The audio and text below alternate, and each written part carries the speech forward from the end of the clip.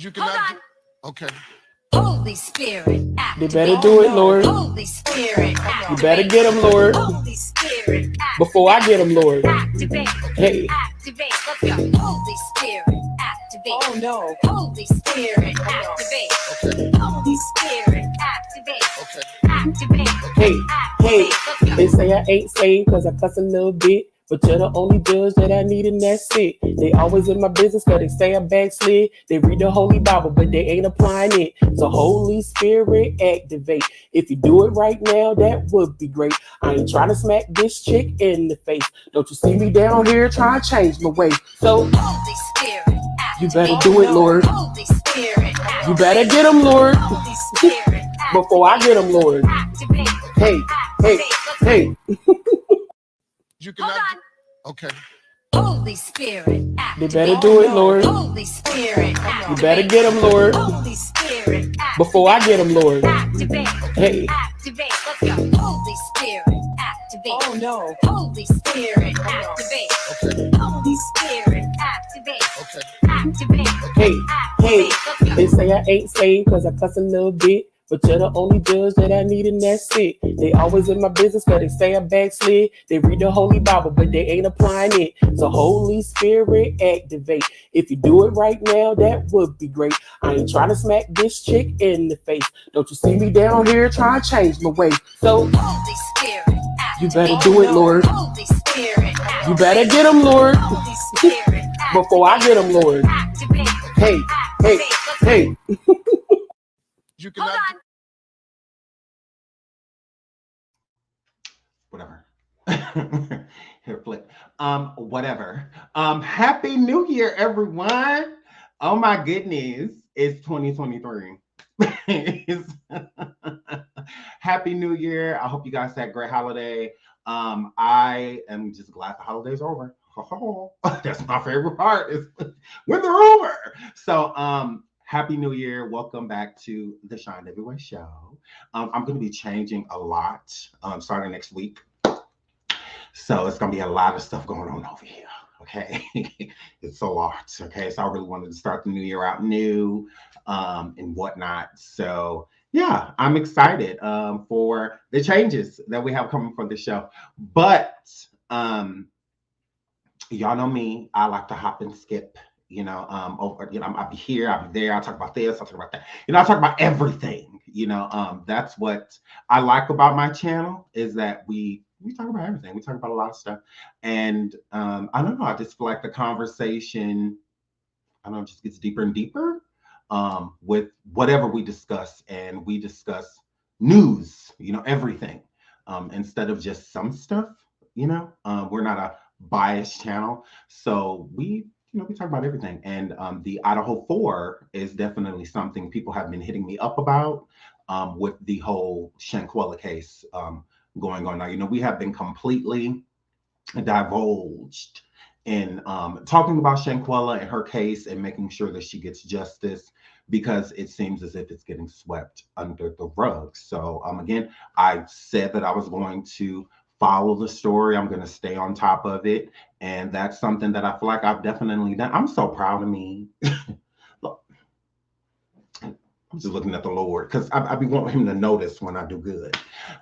So we have been all over that, and I'm glad about it. So the Idaho 4 people have been messaging me about and stating how they feel that it's been pretty swift that the FBI and the Idaho Police Department, Moscow Police Department, have really collectively gotten together and used their manpower to get this person, this man, that has allegedly done this to the Idaho 4. And it seems as if they're, kind of the FBI, the federal government is kind of shuffling their feet, when it comes to the whole Shanquella case. There's really no updates or anything with that. And then, with this case, it's just like, boom, like they hurry up and got their suspect. And honestly, I would have to say, because they just apprehended Bryan, is it Kohberger? Bryan Kohberger? They just apprehended him. So with them getting him, it's January. January what, 2nd? Well, the first New Year's is basically when I called him, I guess yesterday. But this happened in November. So again, it wasn't like, he did this and then they captured him immediately. Like, no, it took them some time. It definitely did. And do they even have the right person? That's another thing that's kind of weird, because it's just like, how do you know that this, whatever. So we're going to talk about that. So we're going to bring that up and also bring up the Shanquella case, because I feel like the FBI has probably been, again, using all of their manpower to find this Bryan, the person that allegedly committed the Idaho 4 massacre. Allegedly, it was him. Still no proof, but they feel like allegedly it's him. So since they have their guy, does this open up a lane for them to get back to the Shanquella case? Because it's just like, okay, well, I'm glad if this is the person, I'm glad they have him. Okay, now that we got him in custody, let's get right on back in these good streets and, handle the Shanquella matter, is how I feel. It's like, okay, maybe I was a little busy.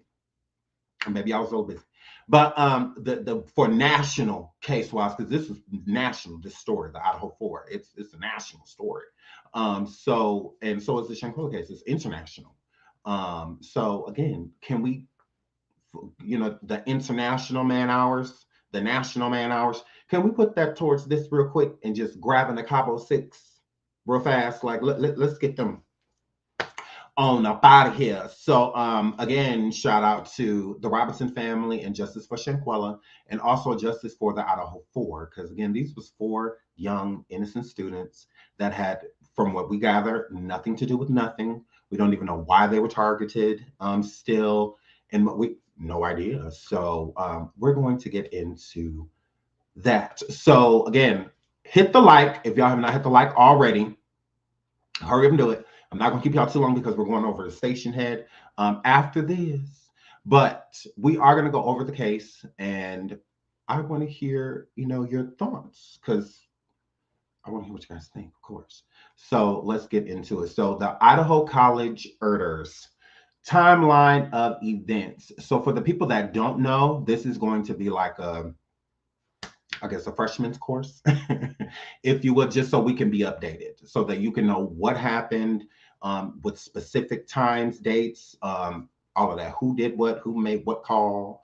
We're going to get into that. So this is a story of 4 college students of November of last year, 2022, that were all slain by no one knew. It's just some people, the college roommates that were downstairs woke up the next day and came upstairs, and basically it was a massacre had happened. Multiple people were slain in the process. Innocent college kids, 20-year-olds, in school hanging out, and then went out to a bar the night before and came back and good.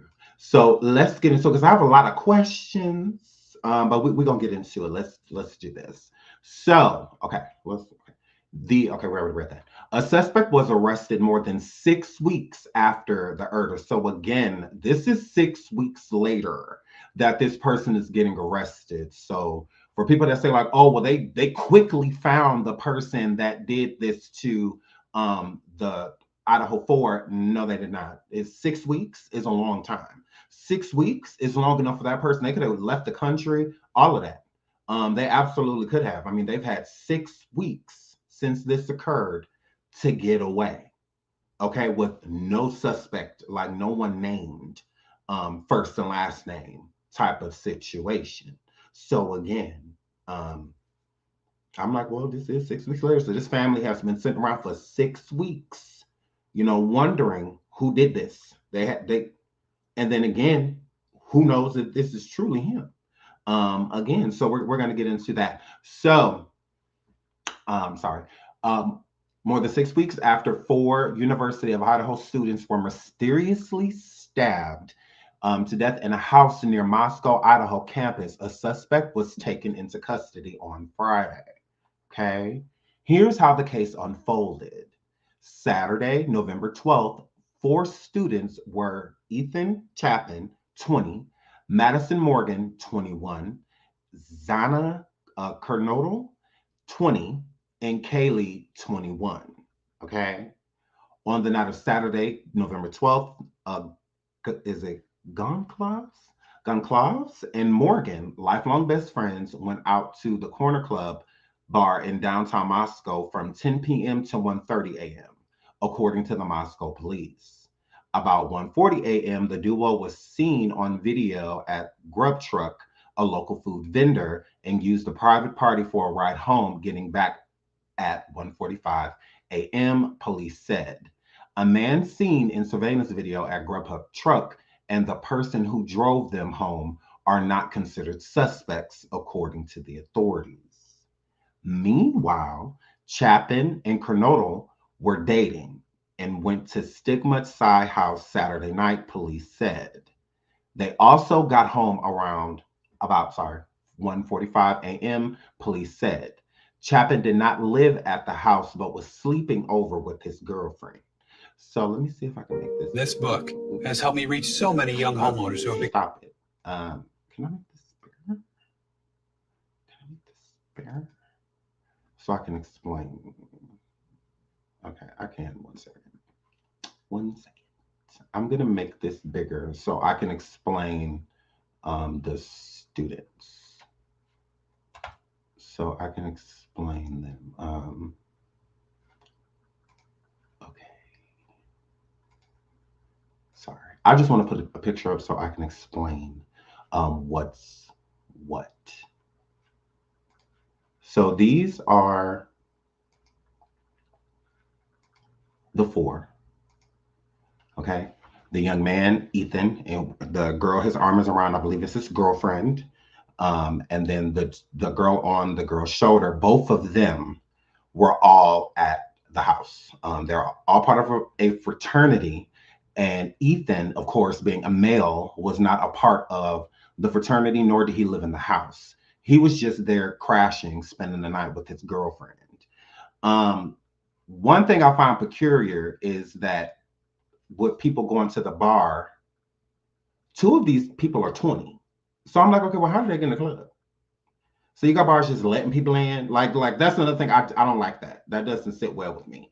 That I get that if this girl's 21 and the girl's with her, she may be 19, 18, just be a freshman.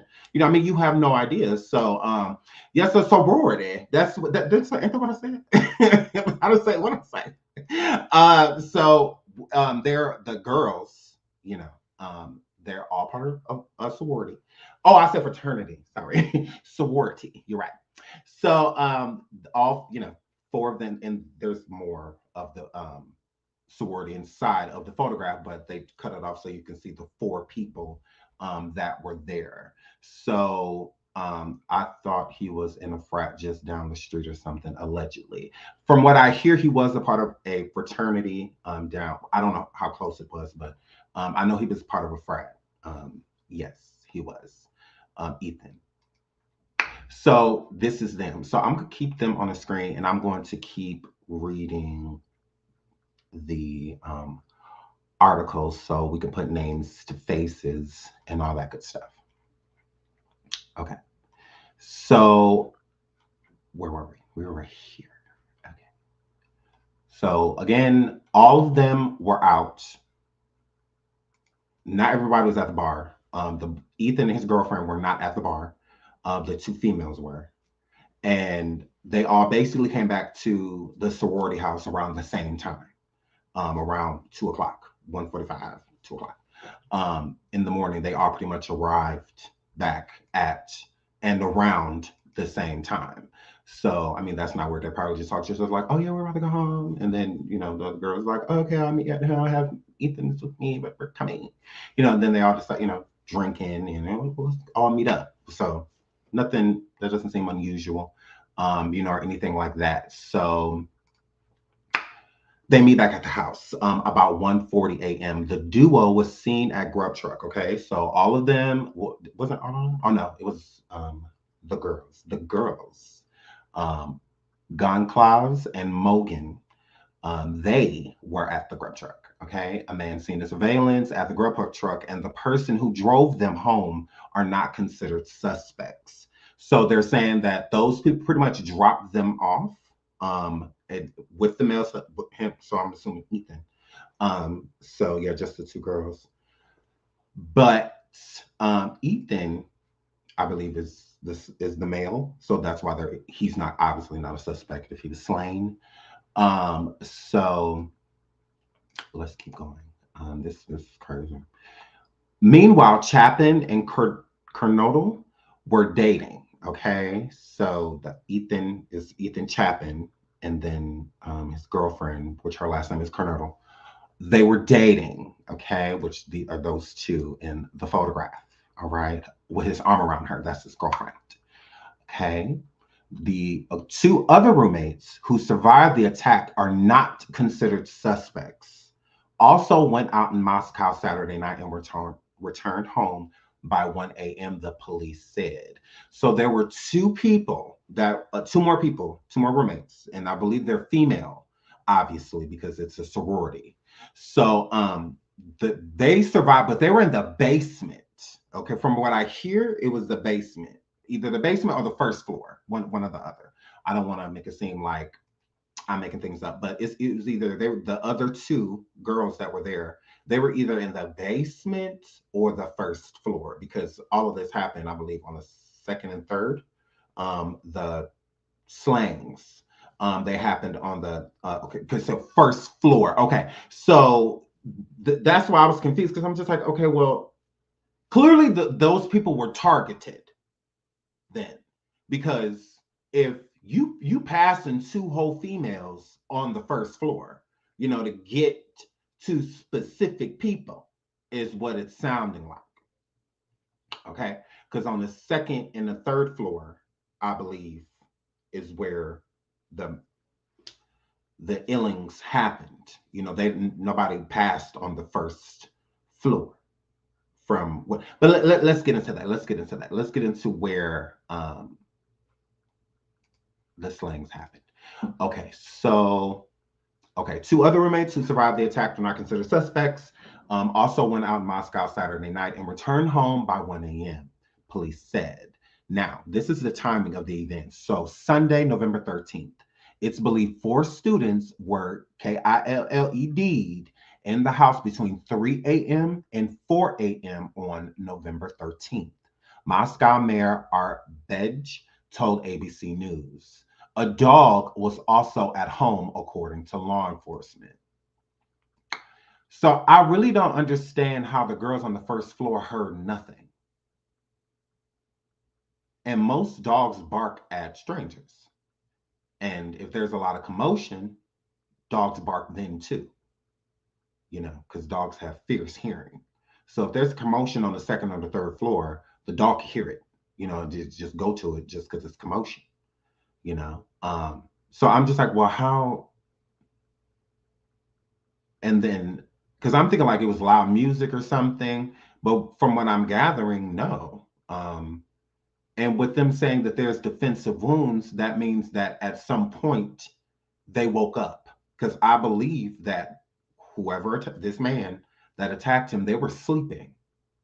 So he attacked them unconscious.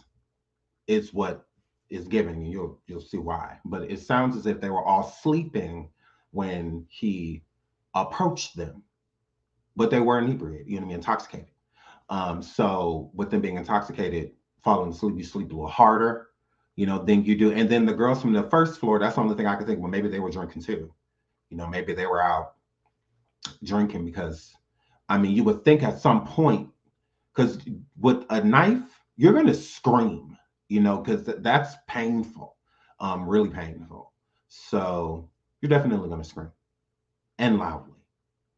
So it's not like they were unconscious and it's just like a throat type of situation, knife to throat type of. It wasn't like that. Like they had like literal wounds.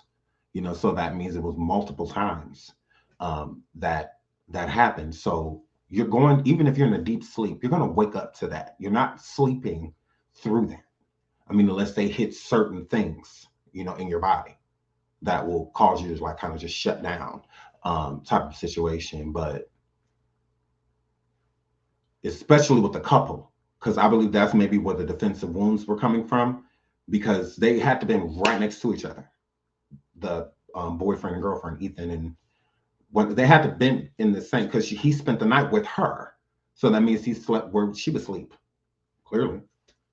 And then there was somebody on the floor, and I believe he was in the hallway. So that's another thing, like that person had to have been trying to shout, you know, or shouting, you know, so that's confusing. It's like a horror movie, is what this night sounded like. These poor kids, like poor kids. It just sounds like a nightmare. It's for parents, because I hope don't nobody need to make no movie about this and nothing like that, because that's crazy, like craziness. So, but let's keep going.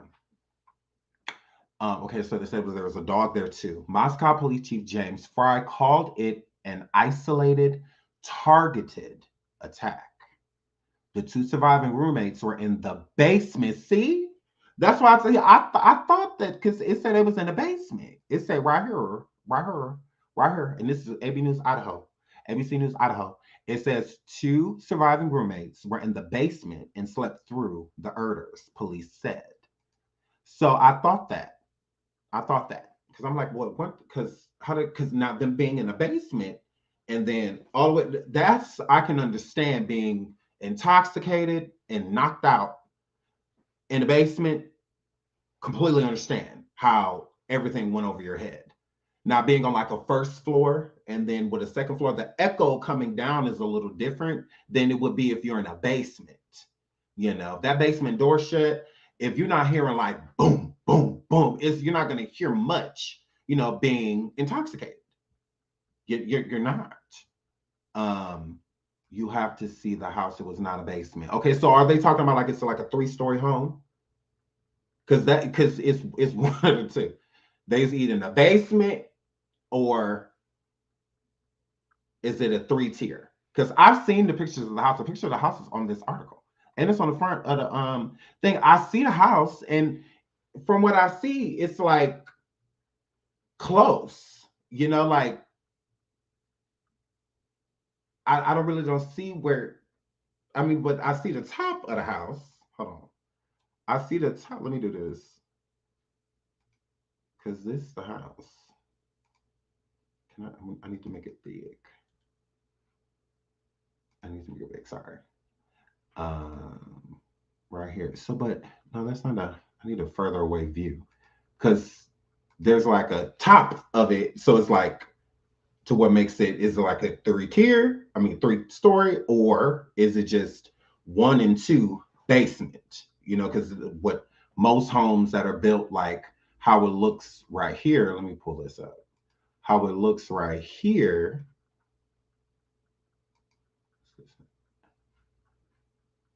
No, sorry.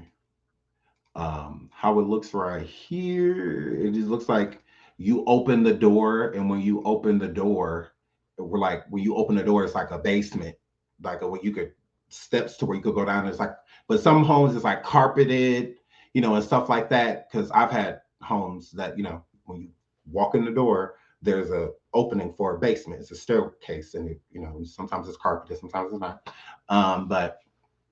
And it goes down, but that's considered the basement. But it, you know, it's like fully furnished, insulated, you know, all that good stuff. So it feels just like being no different than any other part of the house. And, you know, I'm not thinking like down in the stairs, you know, down, you know, like a escape way to where it's just a dark basement that's flooded and there's a cot down there. No, ain't no talking about that. We just talk about just walk right down, you know, and it's just, that's the basement, you know, considered, but most people don't look at it that way. So, right, split foyer like. So that's what I'm saying. It's like, this don't look like a 3-story, but there is like more to the house. It goes a little higher. So it's like, but it could be just like an attic, you know, or something like that.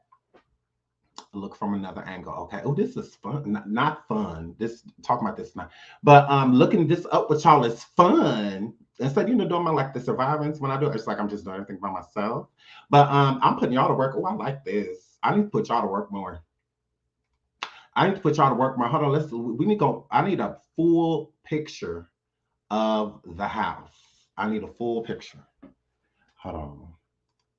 I need a full picture of the house. Yeah, house layout. Oh, we want the layout, Lord. No, that ain't it. That's too beautiful. Oh, no. That's too wonderful. This was a little rundown. Okay, hold on. I'm pulling it up. Right here. This is a good picture. That's not a photo. Okay, there we go. Bam! Look at the Lord. There we go. Okay, we have a much better picture. A much better picture here. Okay, I have all type of tabs open. It's fine, but we needed a better picture. You guys are correct. Okay, so let's look at it from this view. Okay, now you see what I mean? You see what I mean? Now you see what I mean? It's like it could be like 3 leveled and then still have like a basement but I'm saying what is the top an attic, or it looks like it could be like a room. Y'all look. What do you guys think?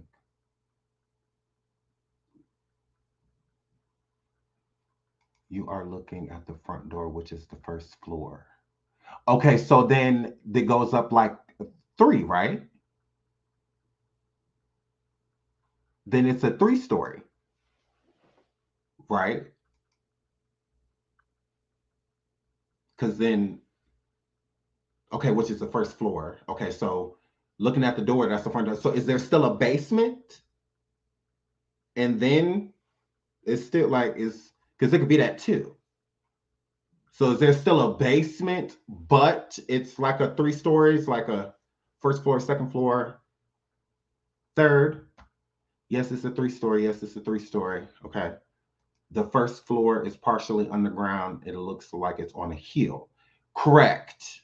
It does look like it's on a hill. It does. It does. And from the back view as well. Let me pull up a back view of the home, because the back view, it looks that way as well, like it's on a hill. And it has like a back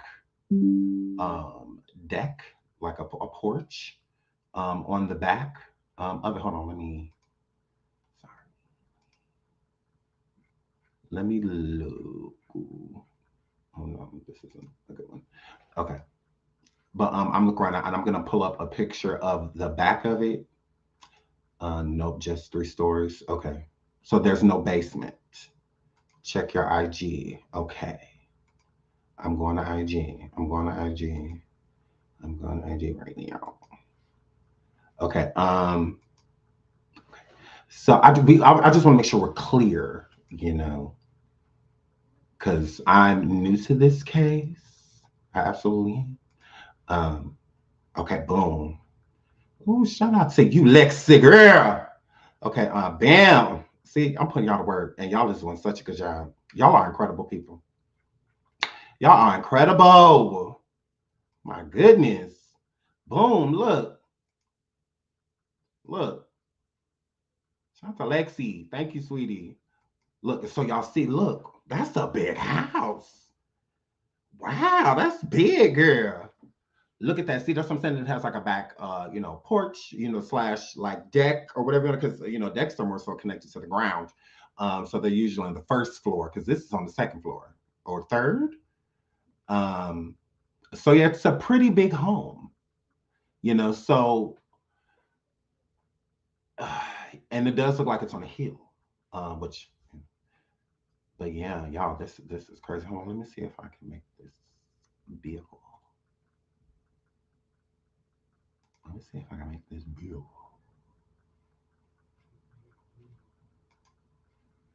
Okay, it's taking me somewhere else. So it's taking me somewhere else. Sorry.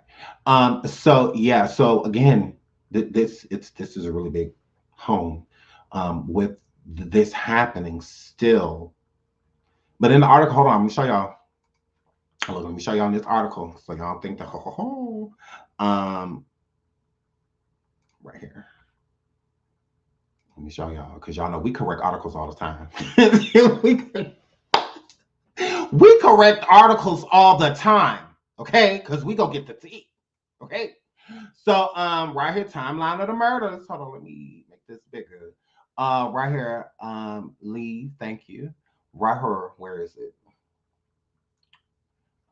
Breaking news as we come on the air, the arrest of a 28-year-old man in Pennsylvania in connection with the brutal murders of four University of Idaho students stabbed to death in their beds more than a month ago. A specialized team of state troopers and federal agents taking Bryan Kohberger into custody early Friday morning.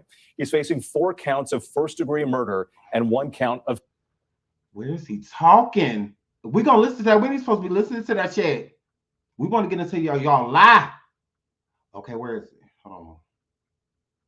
Oh, sorry. Right here. Boom. And they highlighted it. Look, the 2 surviving roommates were in the basement and slept through the Erders. So it is not me. It is not me. It is not me. Look, I'll put it back on the screen. Look. I read and I read well. Hooked on phonics work. Okay. It says the 2 surviving roommates were in the basement and slept through the Erders, is what it says. Okay. Now we done pulled this up. And as we done pulled this up, because the people was in the chat was like, Sean, it was not in the basement. It was on the first floor. Okay, girl. This is what they said. I didn't say that. I didn't say that. So we put no, look, pull up the area view. No, we need the area view. Bam. Bam. So we looked it up. And from what we see, that was no, it was just on the first story. Check your IG again. Okay. They said that was just on the first story, right? That was just on the first story. Okay, hold on. What is this? Oh, okay. I hope this is the person that sent it to me, but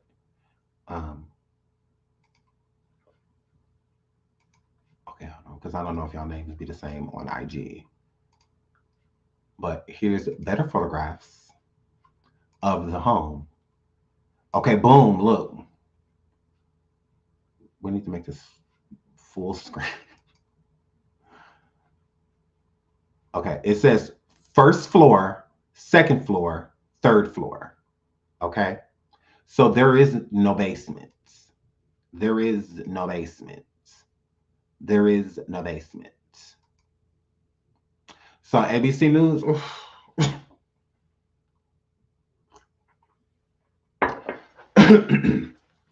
Y'all need better writers.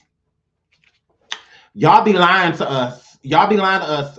Oh, we the news. Ooh, YouTube is the news. Ooh. YouTube is the news.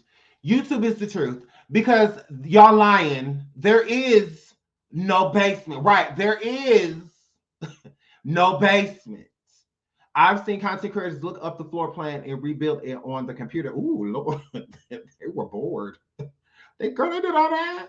Oh my word. Ooh, they was real bored. Okay, they was bored. But yes, y'all correct. There is no basement. There is no basement. Hold on, I just want to show y'all again. I want to show y'all again because this is white people lying to y'all. This is not a Blake. Okay, I am very so much a Blake. All right. So look, ABC News. That's what it says all the way at the top. They're supposed to be professional. Right here. Ooh, right here. The 2 survivor roommates were in the basement.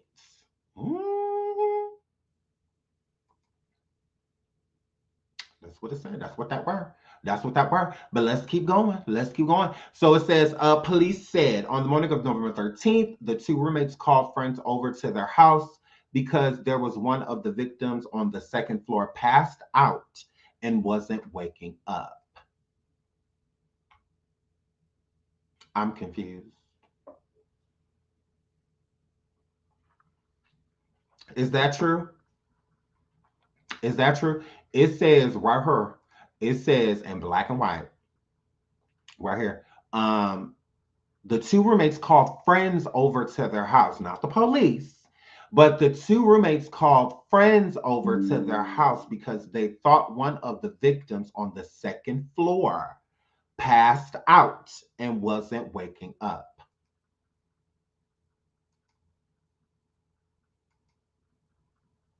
What?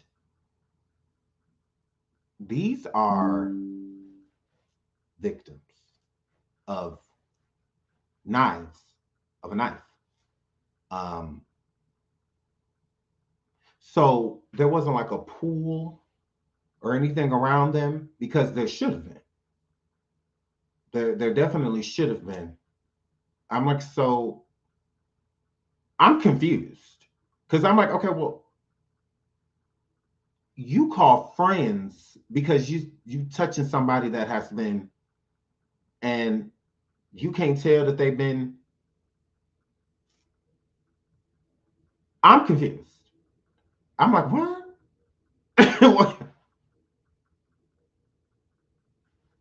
I get being ditzy and everything, but like a bunch of blood, that's weird. That's weird. That's weird for you not to immediately call 911. Now I can see somebody's just been unconscious on the floor. So because again, this was on the second floor. He passed out and wasn't waking up. So that had to have been Ethan, from what I'm getting, being the male, because males don't sleep in the house. I mean, don't live in the house. So, and the only male that was listed to have been there at that time was Ethan, the one that passed away.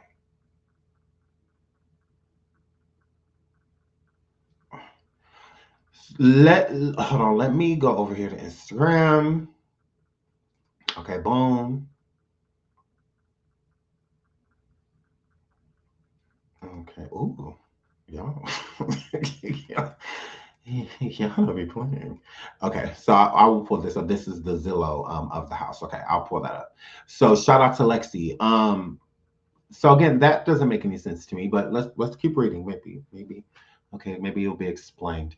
The victims on the second floor passed out and wasn't waking up, police said. At 11:58 a.m., a 911 call from one of the roommates' phones requested help for an unconscious person, police said. The 911 caller's identity has not been released, but police said multiple people talked with 911 dispatcher. Responding officers found 4 victims on the second and third floors, police said. Authorities said they do not believe anyone at the house at the time of the 911 call was involved in the murders. Okay, I'm not going to say that the girls were involved, but that's still weird with the whole unconscious thing. The same thing with Shanquella. They kept saying that she was unresponsive.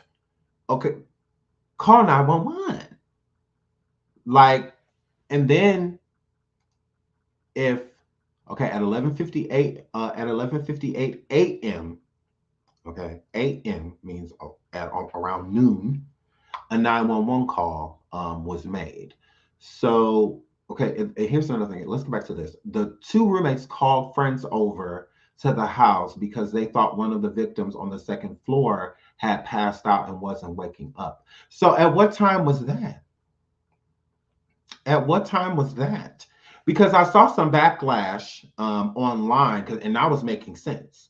I saw some backlash online for the 2 roommates that were there, because they're feeling like if they would have, some of the family of the victims feel like if the girls would have called 911 sooner, maybe they could have been saved, because they were just, bleeding out and whatnot, so maybe they could have been saved. But so now this makes sense. So right before noon. Okay, so right before noon, instead of calling the police, they decided to call friends over because there's an unresponsive stab victim on the ground. And they wondering why he won't get up. So like, was there no blood? because that's so confusing. It's like they say that there are defensive wounds on. Oh no, not his brother. Was it? Ethan's brother was called, from what is said. Also, they call his brother. Oh, it's so sad. This was like 11:30 the next day, right? So again, if it happened at 3 or 4 o'clock in the morning, they were long gone. You know, so that's what I'm saying. I don't understand, like, because I was just like, okay, well, that's why I said I didn't understand it with the backlash, you know, that the 2 roommates were getting. Because I'm like, well, if they were gone at 3, 4 o'clock in the morning, because that's when the alleged attack happened, between 3 and 4 a.m., it don't really matter when they called the police. Or got in contact with 911 if they woke up at, 11 the next day, you know? I mean, because getting drunk and being in college and stuff like that, yeah, you sleep all day. A lot of people do. A lot of people. I know I did when I was in I slept all day.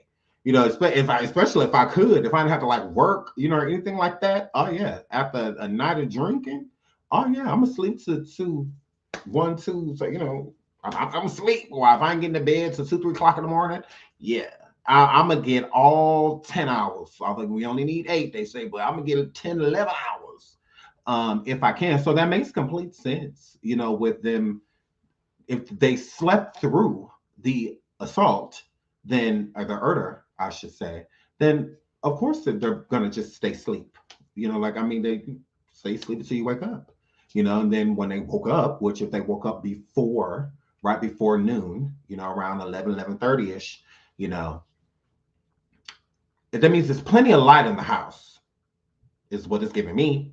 So you definitely should have been able to know.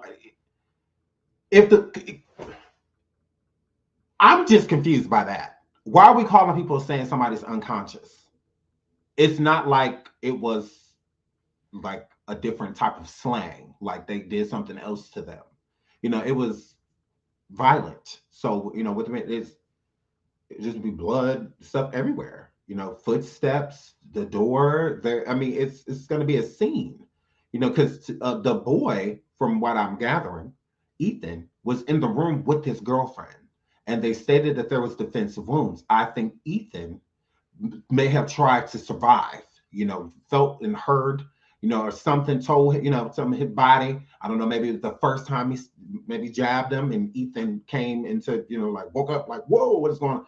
I don't know, but there's defensive wounds, and Ethan was trying to get out of that room, is what it seems. And it doesn't seem like to me that Ethan was trying to get. I don't know if he made it out of the room and when he fell or pushed him or whatever, I don't know, and then finished him in the hallway, right there, or if he got Ethan inside of the room with his girlfriend, and then after he exited the room, then Ethan tried to get out of there, try to get help, or something, and was just too weak to make it and passed away in the hallway. One of which ways. But there was definitely defensive wounds. So I believe Ethan had the defensive wounds. That's just what it's given. If you ask me, I think it was him. I think some of the girls too. I think one person in each room was alerted by another person being attacked. So is what is given. So because it happened on the 2nd and 3rd floor. So Ethan was on the 2nd. So him and his girlfriend, they were slain there. And the other girls, the other 2 females, they were upstairs. So he went up there. That's why I'm confusing why he didn't get the girls on the 1st floor, the roommates that slept through it. Because everybody was unconscious, like sleeping, meaning is what it's given. The roommates slept through it. That means that they were asleep. Everybody in the house around at 3 o'clock, a little bit after, was asleep. So that was deliberate. He had to have been watching them that night to pick a perfect. Not even gonna say perfect, but at that moment in time, they're drunk, they're intoxicated, so their alert is going to be completely different from what it would be if they were sober, and whatnot. The fighting them is going to be completely different from if they were sober. So yeah, I think that, yeah, there was no sign of SA. So this was an attack, like literally an attack. I'm not going to say those kids did something, because that's how school pop howlings, and stuff like that happen. Somebody feeling picked on, being bullied, and whatnot. I don't see the correlation, but you never know how people bump into each other in life. I mean, you never know. Bryan was not at the same school with them. He was going to school in Washington, I believe, which is really close still. It's not far where he was living at the time, or going to school, I believe, at the time. It was only like a 10-mile radius, 10 to 20-mile radius, or something like that. So it's very possible for this person to have done it, but it's just like the motive, like what would the motive be behind doing this to these 4 people? Because it's deliberate, because he passed up, because that's not a coincidence that he left those girls down there unaffected, that he did nothing to them. That was for a reason. He had to have known everybody in that house or of them, because that doesn't make sense. He knew when to come in. He knew how to get away with it. Like, I know how to get in and out, so it's given like experiment is what, honestly, is what is given. It's given like experiment. And they were the casualties of an experiment. If you ask me, right, a thrill, right? It's like experimental. Like this dude is psychotic. Like this is just all a game to him, literally. Even getting caught, I believe that he has all of this planned out to the max. But let's keep reading. So they called, okay, 11:58 a.m. A 911 call from one of the roommates' phone requested help for an unconscious person. Police said the 911 caller's identity has not been released, but police said multiple people talked to the 911 dispatcher. Responding officers found 4 victims on the 2nd and 3rd floors. Police said authorities said they do not believe anyone in the house at the time of the 911 call was involved in the murders. Police also said they don't believe Goncalves? I hope I'm saying that right. And Mogan tried to contact numerous times on November 13th is involved. So I guess they tried to contact someone numerous times, and they feel that person that they were trying to contact is not involved. I don't know how they're ruling all of this out, but I mean, I guess. Thursday, November 17th, autopsies conducted November 17th determined all victims were stabbed multiple times, police said. So again, they felt it. They were, because the media trying to push it to where they passed away immediately. They felt no pain, and not lies. Stop it. Now, I mean, I get it. You want to censor yourself for the families and people that love these people. I get it that you want to, but no, it was violent. It was a horrible way to go. It absolutely was. Like, stop it. Let's not make it seem like, he did the murderer did it with grace, that they did it with poise. No. That now they knew what they were doing. I would definitely say that. The person, again, 6 weeks later. So this was sloppy. They would have found him right away. This wasn't sloppy. This was well thought out, is what this is giving. This was thought out. Oh yeah. This was thought out, buddy. Yeah, this wasn't just some random situation. This was for months, I believe, that person sat there and thought about how and when. At least a month or 2. Like how or when, but have been thinking about it for a long time. And of wanting to do it, just didn't know who and where. And they found their who and where. And I believe this is just like more so an experiment for someone that's psychotic. It's what it's giving. So, okay, there's no sign of SA, police added. Okay. They said nothing happened to any of the female victims sexually. That's what they said. No, none. I don't know if they did the kits or whatnot. I don't know, but that's what they said. They said that nobody. The family of 20-year-old victim Ethan Chapman held his memorial service on November 21st. That would be really, really, really sad. Chapman, oh, he was a triplet. No. No. That is so unfortunate. That's why they call his brother, because he a triplet. Oh, that poor boy. Because when you twins and triplets and stuff like that, you real close. You're really close. You know, it's like a power, I believe, that twins and triplets, you know, whatnot have with one another. It's like they truly feel, they're very clairvoyant, you know, with each other. And when one hurts, it's like they're all hurting. You know, they're all being affected by the same thing because their experience is completely the same. You know, we done went through everything in life literally together, same age, same day. We all done been on the earth at the same time. And, you know, so you're going to leave at the same time. You know, you're not going to want to, you know, they were supposed to grow old and be, you know, 3 triplets. That is horrible. Oh, that is so sad. Oh, that is sad. Yeah. I had no idea he was a triplet. I saw someone say it in the chat. That is painful. It definitely is. I mean, it's already going to be painful losing a family member, losing a brother, you know, especially, or, you know, somebody close, especially because you've been through so much together. Your experience is their experience.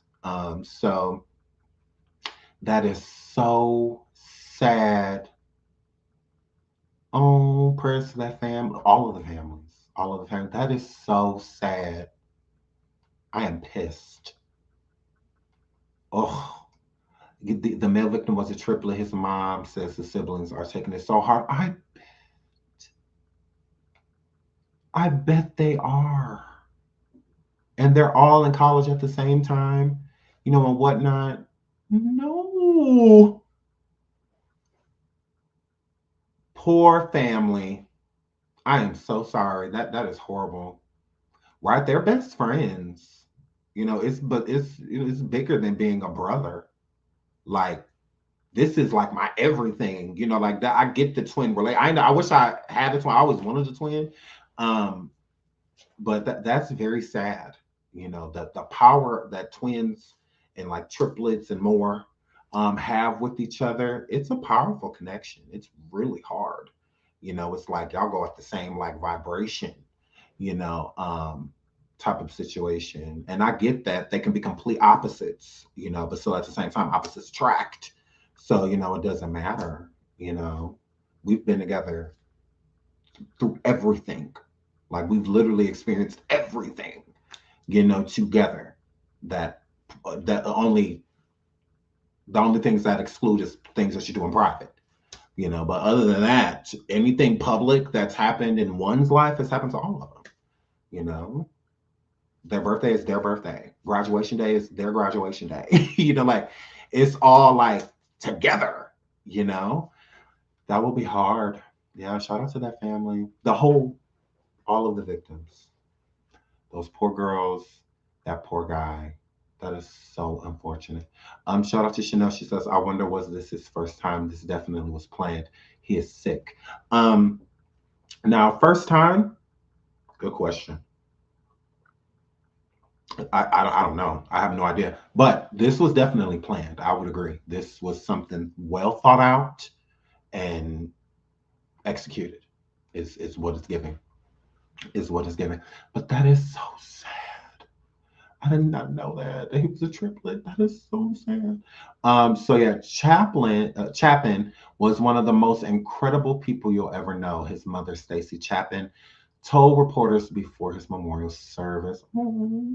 The 20-year-old lived his best life at college, his obituary said. He loved social life. What is that? Intramurals? And tolerated the academics. He laughed continuously. He smiled when he woke up and was still smiling when he went to bed. His obituary saying, "Oh, he was kind to all and a friend to all." That is so sad. That is so sad. If I was super gay, I would cry. That is so sad. Oh, I'm not gay enough to cry. Ooh, I'm not gay enough to cry. But oh, that's so sad. My God.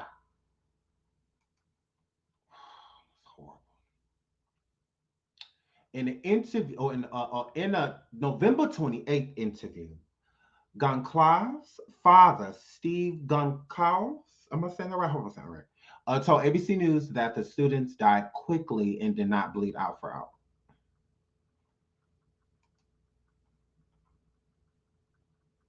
Who told you that? Sir, no. Mm-mm. We're going to let you have that, though. He said nobody suffered and nobody felt that kind of pain. Steve Goncalves, Goncalves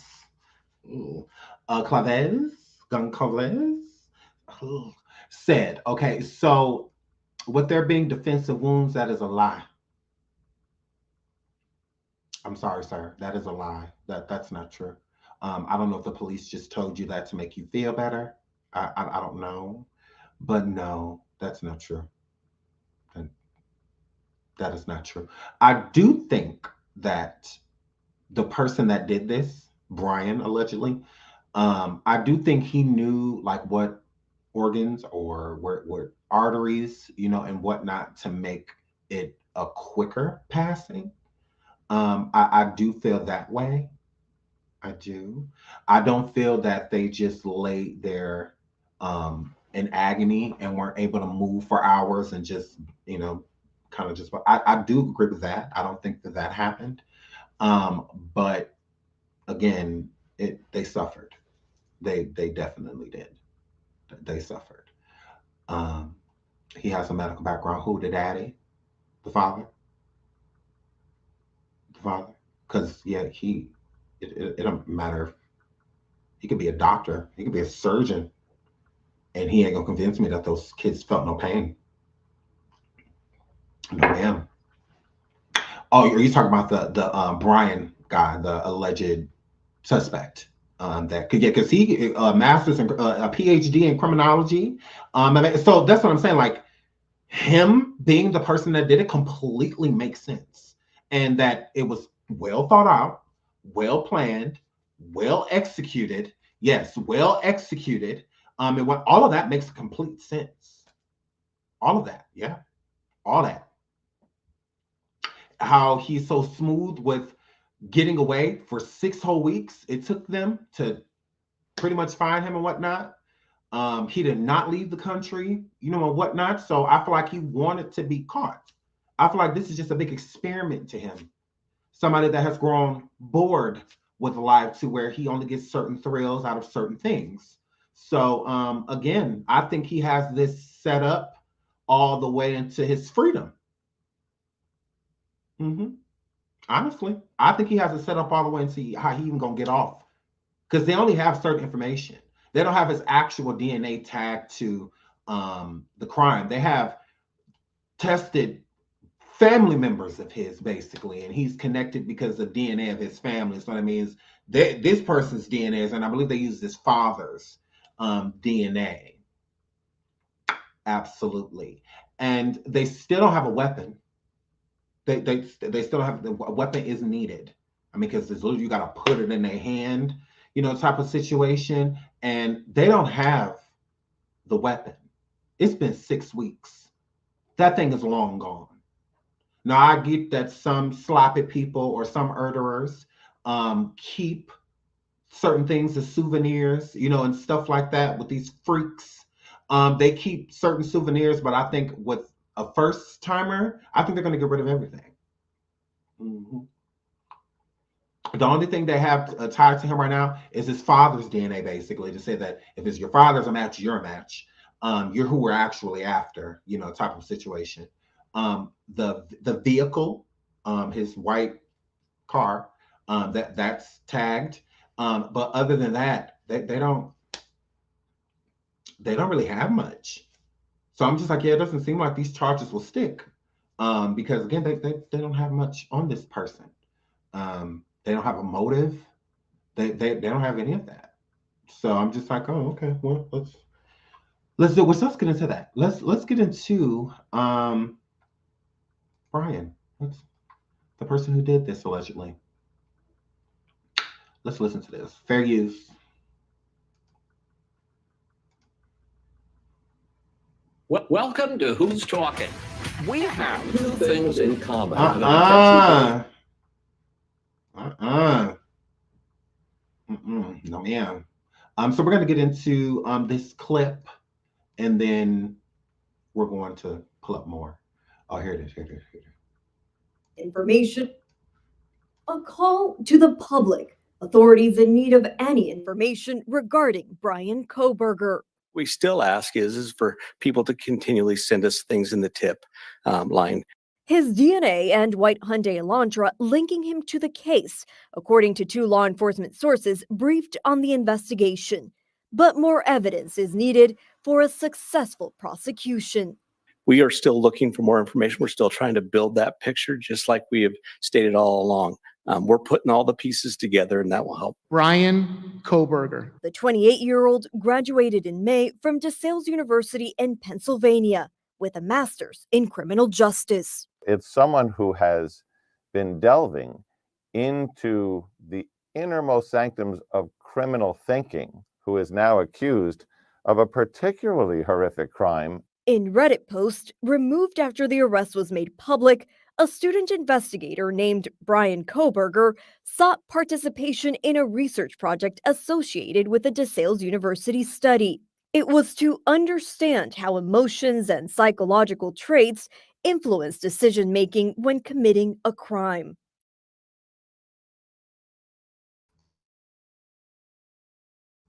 Sorry. Again, this is planned. Like, if he has a way out. He absolutely does. And they don't have really any evidence to hold him. That's why they're still, even right now, asking for tips and for people to send things in on him, because they pretty much, they got to release him. They really can't hold him much longer with the evidence that they have. So they don't have a smoking, if you will. So he's weird. I'm not going to say he's weird. He's a psycho. Again, he's one of those people that get bored with life and want to bring their most heinous theories and into real life. Instead of being one of those people that kind of like anybody else that has went on an murder spree or was going to type of situation, is tired of thinking it. Now they want to bring it into fruition. They want to make it real. And this is what he's decided to do. So with him having these tests with people and asking them about psychological traits and influence decision-making when committing a crime, it is definitely him doing research on that same set thing, how his emotions should be and whatnot, how to keep yourself basically to cut the conscience off. So to me, it's a narcissistic way of him trying to make it seem as if he feels for people, and he actually doesn't. All murderers to me are sociopaths. They have no feeling. They don't know how to, because if you did, you wouldn't be able to do what these people are capable of. I have a conscience. I'm not a sociopath, or any of those things. I feel human emotion. I don't want to hurt people. I don't want to watch people be hurt. I'm not here to take lives. I don't want to take lives. I don't fantasize about taking lives. Nothing like that.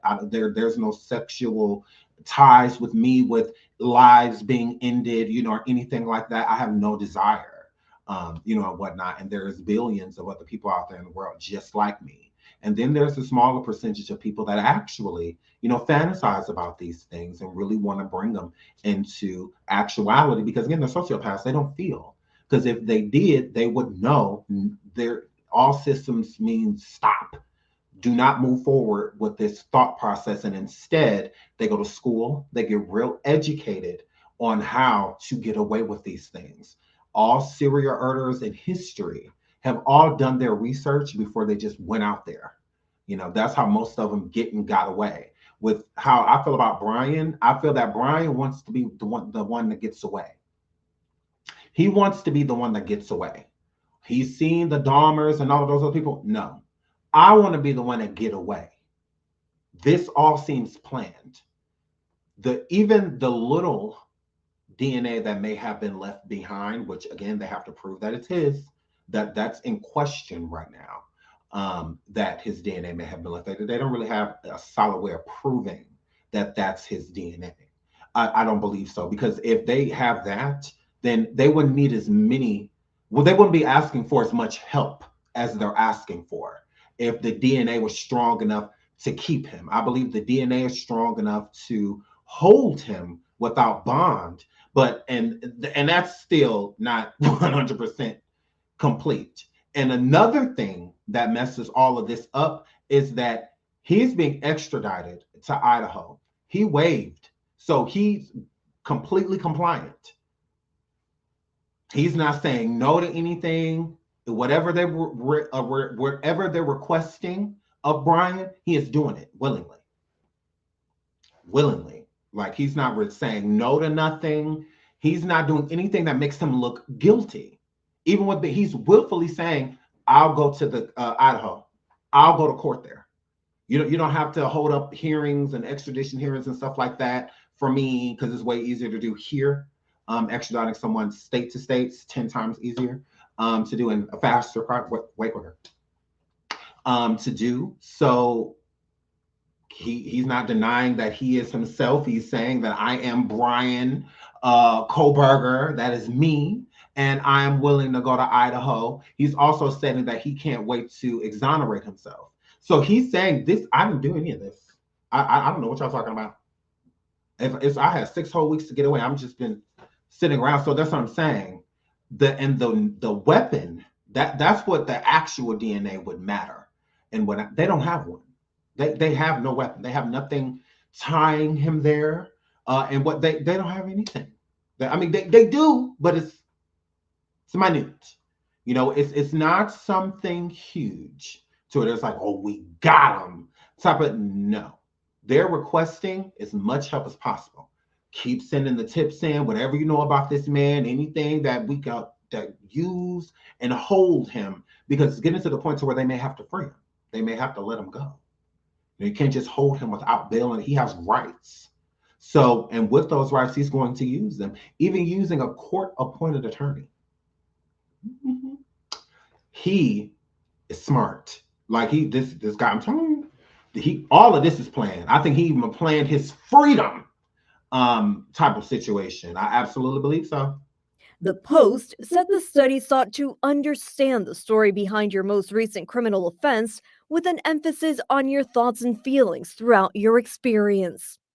Most recently, he was a graduate student at Washington State University's Department of Criminal Justice and Criminology. I'm not at all surprised, although really disheartened, to find out that this suspect is a PhD student in criminology at Washington State University. From the outset, we had to understand that this was an organized killer. He was studying and living in Pullman, Washington. Criminology student. He is not dumb. He has a PhD. So he planned all of this out. He absolutely did. He did. And the thought process and whatnot of him asking people that have recently committed crimes, and their thought process is, I feel more so of how he could mimic, their behavior, because he's a sociopath. So with being a sociopath, you don't feel, that's why most of them are awkward. They're standoffish. People isolate them. Because they don't have feelings. They're weird, and not weird in a bad way. It's just they're weird because they don't know how to convey normal human emotion. What we view is normal human emotion. That's why most of them are quiet, and they don't talk to many people. They don't have many friends, and stuff like that. And a lot of our world leaders are sociopaths, a lot of them. I mean, to make the decisions that presidents and Congress and senators and governors and whatnot have had to make behind closed doors, things that they know well about, but we have no idea type of situation. You can't be human doing those type of jobs. You absolutely can't. The majority of them, the Obamas, all of them, all sociopaths. You have to be. You have to be, because you can't make these type of decisions to where it's going to affect millions of people, to where you're sitting in the room and they're telling you that millions of people are going to pass away and you decide to do nothing about it. You don't do anything. You just allow it, type of situation. If you're going to send a bomb somewhere over to a country and it could, many of innocent live children, you know, all type of people lives can be taken from it. You can't be a human making those type of decisions. No, because most people that have, you know, that enjoy the human experience and aren't sociopaths, you know, and whatnot. That's why the government selects certain people to do certain things, CIA, FBI. A lot of those people are sociopaths. A lot of them. We need you to be able to think and not feel. Think and not feel. There's been plenty of people that even in the military and stuff like that, that have came back with certain disorders, you know, and whatnot, postpartum, you know, post-traumatic, and whatnot, because they've taken lives of children, you know, and whatnot in their line of work. In other countries, it's different. 12-year-olds is walking around with weapons and securing certain areas and whatnot. And if you're ploy, if y'all coming in, if there's some 12, 9 and 8-year-olds out there holding weapons, they gotta go. Like, they gotta go. So again, to make the decision to take a life of someone like that, that's why their minds be so twisted, you know, and whatnot when they get back, because of a lot of the decisions that they have to make, and not even decisions, sometimes just things you see.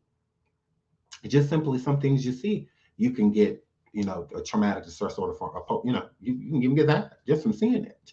But if you are a sociopath and you have no feelings and you don't feel emotion, it's easy for you to make those type of decisions.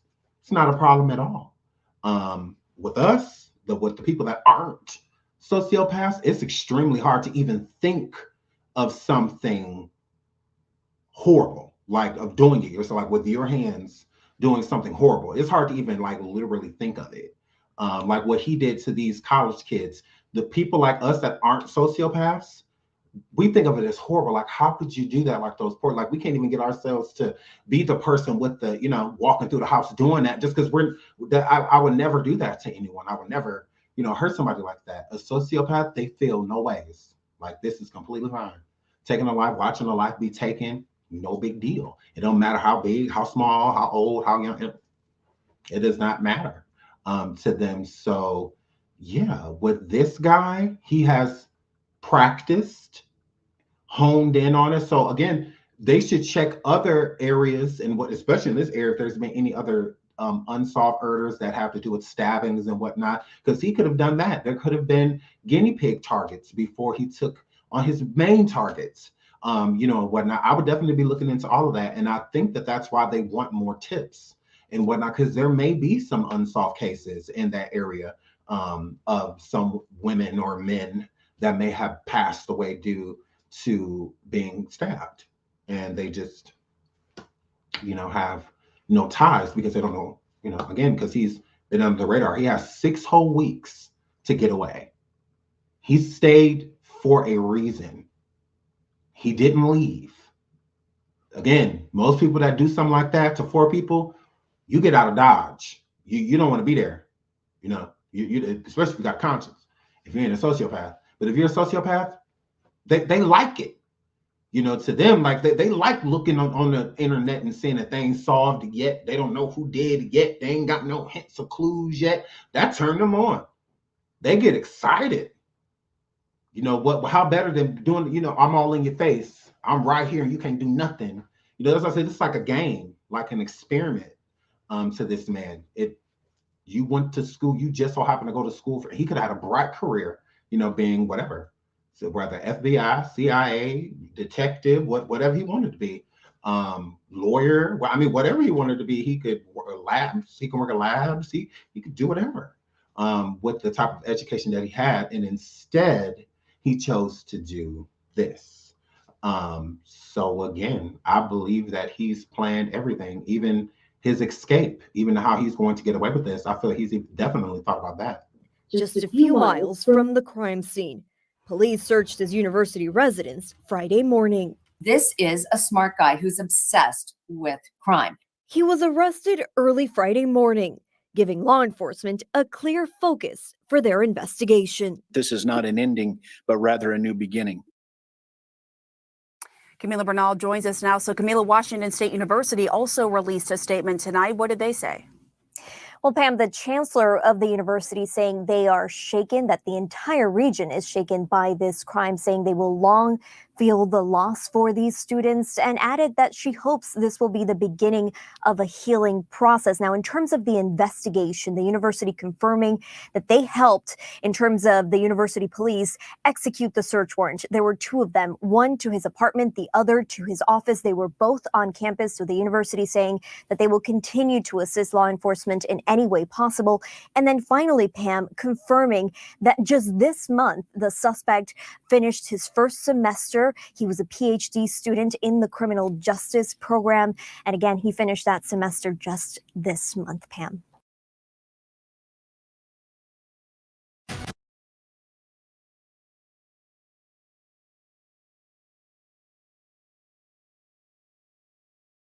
Just gonna keep playing or what? So anyways, well thought out. Again, this guy's very smart, very calculated. Again, they had a search warrant for his apartment and for his office. They found nothing. They found nothing. Again, he's had 6 whole weeks to cover his tracks. I believe that these 4 students were a mere experiment. Honestly, I just think that they were the casualties of a sick person's game. Like literally, instead of thinking of something in a hypothetical, he brought it into existence. He brought it into real life. And to me, with his mind frame, it's not about the crime itself. It's about the aftermath, the getting away with it is what I think his motive was with this. I'm gonna take your life and then I'm gonna get away with it. I'm gonna get away and I'm gonna do these people. I've seen these people, they could all just go, all of them. You know, I don't feel like it's like a real thing. Like he had a real problem with these people. I don't with those students. I don't. I think I definitely think he saw them around, you know, and whatnot, but I don't think there was a friendship or nothing, because even the 2 girls that the roommates that didn't pass away, they didn't say anything about knowing this Bryan person or, you know, anything like that. They didn't say anything about it. So again, I don't think that they knew him, but he knew them, type of situation. I think they're just casualties, unfortunately, innocent people that got brought into something that they had nothing, that they knew nothing of. But speaking of him, let's get into this. Hold on. Sorry. I'm looking up at this chat. Shout out to all of y'all. Shout out to Alessandra for the super sticker. Thank you, Sean, for giving great content. Thank you, moderator. Thank you so much, sweetie. I love you.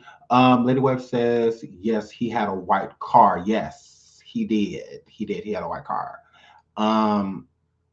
The 4 students used to throw a lot of parties. He could have attended one of those parties. Reason for DNA. Hope they have more than that, and not just that he follows a fellow vegan on social media. No, I couldn't agree with you more. I couldn't agree with you more. With the DNA and whatnot, it's not enough. It's not enough. And they never said that the DNA was from the actual victim, because it will be a match on all 4 of them, not just one. Because it sounds like it's just like one of them that may have had this DNA on it. So again, I agree. I think that the DNA is not strong enough because of where the DNA is. Because if they had significant DNA to where they could trace on at least 3 of the people, 2 to 3 of the people, then they were like, oh, okay, we have our guy, type of situation. But I'm not going to say he's not it. I just think he covered his tracks well enough to have not left enough evidence. I feel that he left just enough evidence so that he can be pinpointed, but not found guilty of anything. Because again, it's not like they have the weapon or any of that. And going to court on a murder charge without a weapon, I mean, there's been lawyers that have been, and prosecutors that have been good enough to still get a conviction, but with most of them, it's very hard to get a conviction without, I mean, unless you have other motive, like you have a strong motive, you know, what they don't even have that. Research his doctoral thesis. Oh, was it on crime? What was it on? Oh my goodness, Bert, if you know what it is, send it to me. Send it to me so we can read it together. Some people can't stand to see other people happy. Misery loves company, so he wanted to take that away from them. I bet that could be very possible. I mean, that could be, but again, I don't think so. I think that, I don't know. I don't know if he was attracted to certain people or who knows. Because that's sometimes too, when those type of people take lives, it's usually in some way, shape, or form, there's some type of sexual connection to it. And that's, again, with none of the girls being essayed, you know, or anything like that. I think it was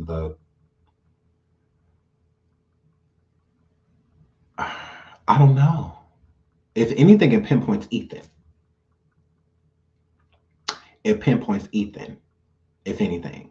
Because Ethan, I believe, was the last to pass away. I think he was the last. So that could be a more personal thing too, you know, with Ethan being last. So I don't know. Maybe they bumped into each other in the hallway one day or something. Who knows? Where he was at a party that the frat threw or that the sorority threw, and they had a situation. I mean, he does look as if he's significantly older than some 20-year-olds. He already had a PhD, so that's definitely giving time. You know, so I don't know. Maybe there was a situation. Maybe he flirted with Ethan's girlfriend at a party. I mean, Ethan, who knows? Who knows? But I doubt it, because they say Ethan was a great guy. God rest his soul. They said that he was a great guy. He was very nice, a friend to everyone, you know, type of situation. So again, he could have just targeted him just to target him. People that are going to do something to me that is senseless, they don't really need a reason. When you have your mind made up about something, you got your mind made up about something. You don't need a specific thing to push you towards a decision that you already made. You know, some of us procrastinate, and then you have the people that don't. They think of something, and sure enough, you look up and it's happening. It's the same thing, manifest. It's the same thing with these sociopaths. They will manifest that their dark, you know, fantasies. They will at some point, whether it's a sloppy manifest or whether it's a more clean manifest, but they manifest.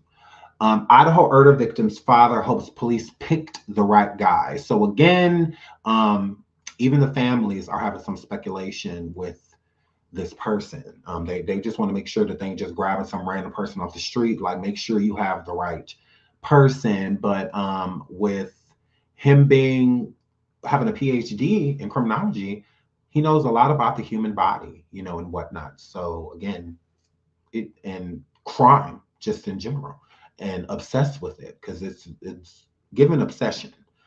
Getting a PhD, then you coming right back to school. Like, you got a PhD. Why are you here? Like, what you here for? What you here for? And he completed that last semester, right? So, and then it just so happens to be the semester that these kids pass. So to me, it's like he just went to school, went back just so that he could find targets. He stayed just long enough, and for that to be the last semester, and then right as it's the last semester, these people end up dead. Like, so you're doing it before you got out of there because you're about to be gone. So you have no reason, to be around anymore. It's really around here. There's really no reason for it.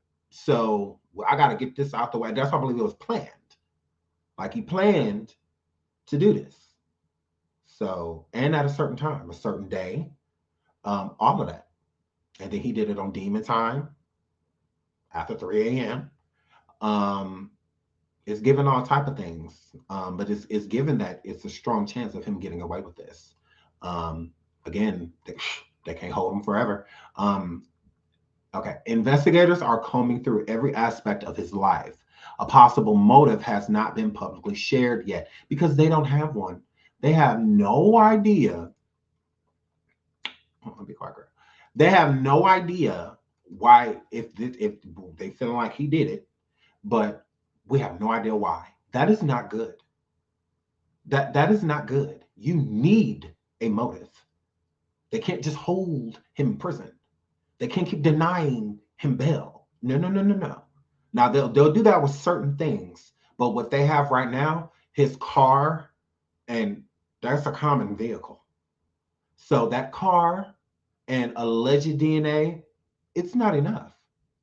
That is not enough. They have to be able to place him there. They can't. It's not like he dated one of the girls, or one of the girls broke up with him, or one of the girls has had a situation with him. They haven't. As far as they know, they were strangers to him. Strangers.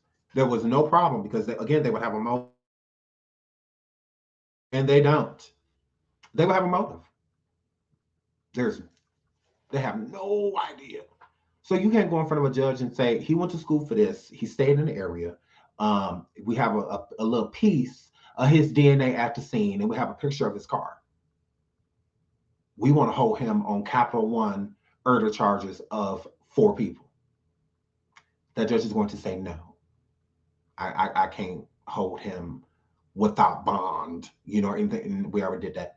We're gonna have to let him go unless you have evidence of something else of us keeping him here. That's why they have him, while they have him in custody, they want people to send as much on him as possible. Because if they don't get something, they gotta let him go. That's the truth. They gotta let him go. That is not enough to keep him. It isn't. It is not. It isn't. Why y'all think he ain't random and got no high-powered attorney and all of that stuff? He know his rights. He know his rights. He got a PhD in criminology. That's why I say he could be anything. Like a criminal, a defense attorney, prosecution, FBI, CIA, working forensics. He could work anywhere. Like, the sky is the limit. For somebody like that. With the type of not PhD, ain't no associates, nothing like that. PhD. So, he's very intelligent, extremely. So again, if he did this, it's not about the open and shut. It's not. They are begging for the public's assistance because they have nothing. They have nothing. I give them until what's that? The second. Today, Tuesday, Monday. The second, I give them till Friday, so whenever his court hearing is, because he has a court hearing in Idaho. I give them to that court date. If they don't have something solid by that court date, they gotta let him go. They keep him for what? What are we keeping him for? That means anybody that has DNA at that house at all, or on them, anybody's DNA, all the people that they saw at the bar that night, all the people that they brushed against, and when they was at fraternity houses and stuff, there's a lot of other people. A lot of hugging and seeing people. Oh, hey, girl. DNA is DNA. There's gonna be plenty of DNA on those victims. Plenty. So to just state DNA. How much DNA? DNA where? What? Because again, they can't just say there's DNA of yours there. We're keeping you. That no, it's not enough. You know, and I'm just keeping it real. Like it's not enough. They have to prove them. They do. That's why they're collecting even the survey. With the survey of him asking about recent criminal people that had did something crime-wise recent, the thought process, and what they're trying to use anything they can against him, even his doctoral thesis, which I'm being warned of. They may even try to use that. Anything that is tangible that makes him look like he's psycho, they want to use it. They want to use it. That's what it's giving. So they definitely need more. It's not enough. And that's why the parents are, you know, even here in the article we read in Idaho, the father hopes police pick the right guy, you know, because as of right now, y'all ain't got much information on what's going on. But let's get into this. So Conclaves, father Steve Conclaves says the arrest brings some relief. His quote: "This is the first bit of joy that we've had in close to 7 weeks," he said. "We hope they pick the right guy, and that gives us hope. And we haven't had hope for a long time." Kohberger is a PhD criminologist student at Washington State University and lived in Pullman, Washington, about a 15-minute drive from the victim's house. So again, he was very close. And he didn't move. He didn't move. He didn't flee the country or anything like that. When they caught him, which was Friday, it was over the holidays. And he was, his father allegedly came and picked him up, or they drove to his parents' home for the holidays. So again, that's not giving he's running or anything like that. It's given I went home for the holidays. So nobody can call that suspect. You can't be like, oh, and he was gone. He fled. No, he didn't move. He still had his apartment. He still does. Everything is in his apartment, and he has an office, and everything is still in his office. He didn't leave abruptly or any of that. Again, this is 7 weeks later, almost 7 weeks later, 6.5 weeks later. So again, no motive. You can't say that the man was at his relative's house running. Running from what? It's the holidays. You can't say that. Today, January 2nd. Yesterday was literally a holiday. And it's been since Christmas. And that's around the time his dad came and got him, I believe, a couple days before Christmas or Christmas Day, something like that. And they drove. So he's not running. Running from what? He was still he was still in his office. He was still using his apartment. All of that. All of that. So again, you need more. You need more. Yeah. Yeah, they need more. Because again, this is no, he had literally 7 weeks to leave the country. Now, if they just couldn't find him at all whatsoever after they found his DNA and stuff on scene, then I would understand, but like, yeah, he probably long gone by now.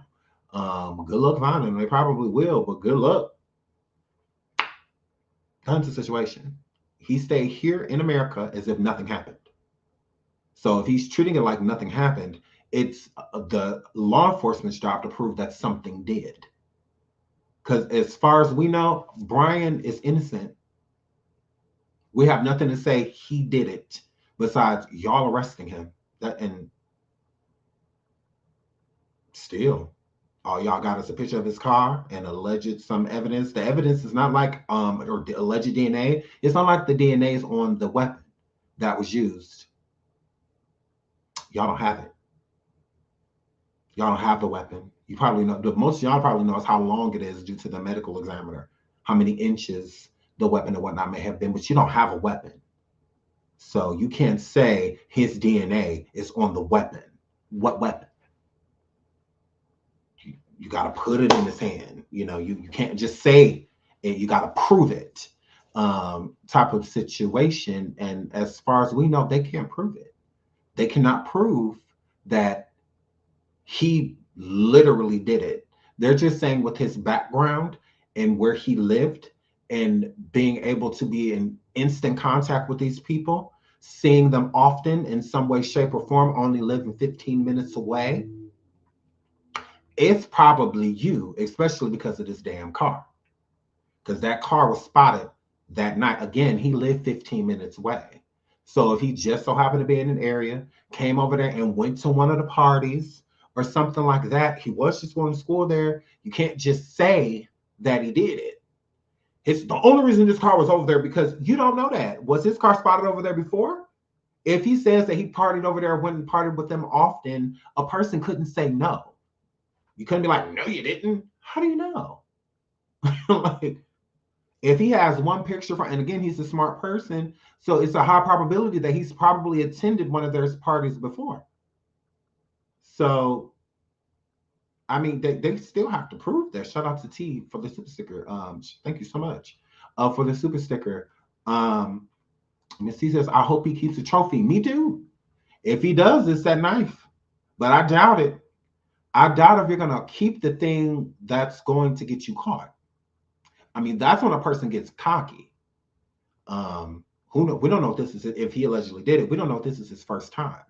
And again, with most first timers, they don't keep a souvenir because they're so worried about getting caught. It's when you get cocky because you done did it so many times. So now you know you're gonna get away with it. So now you keep certain mementos, you know, and whatnot from it. You know, and everybody that takes lives that are like that, they're different. So because one person did something, you can't compare it and be like, oh, well, this person did this. So that everybody thinks differently. Everybody's brain is different. Shout out to Beauty for the specific. She said New Jack the Ripper, serial killer with the knife being weapon of choice, stalked his victims and entered their houses in early morning's copycat. That's could be very possible.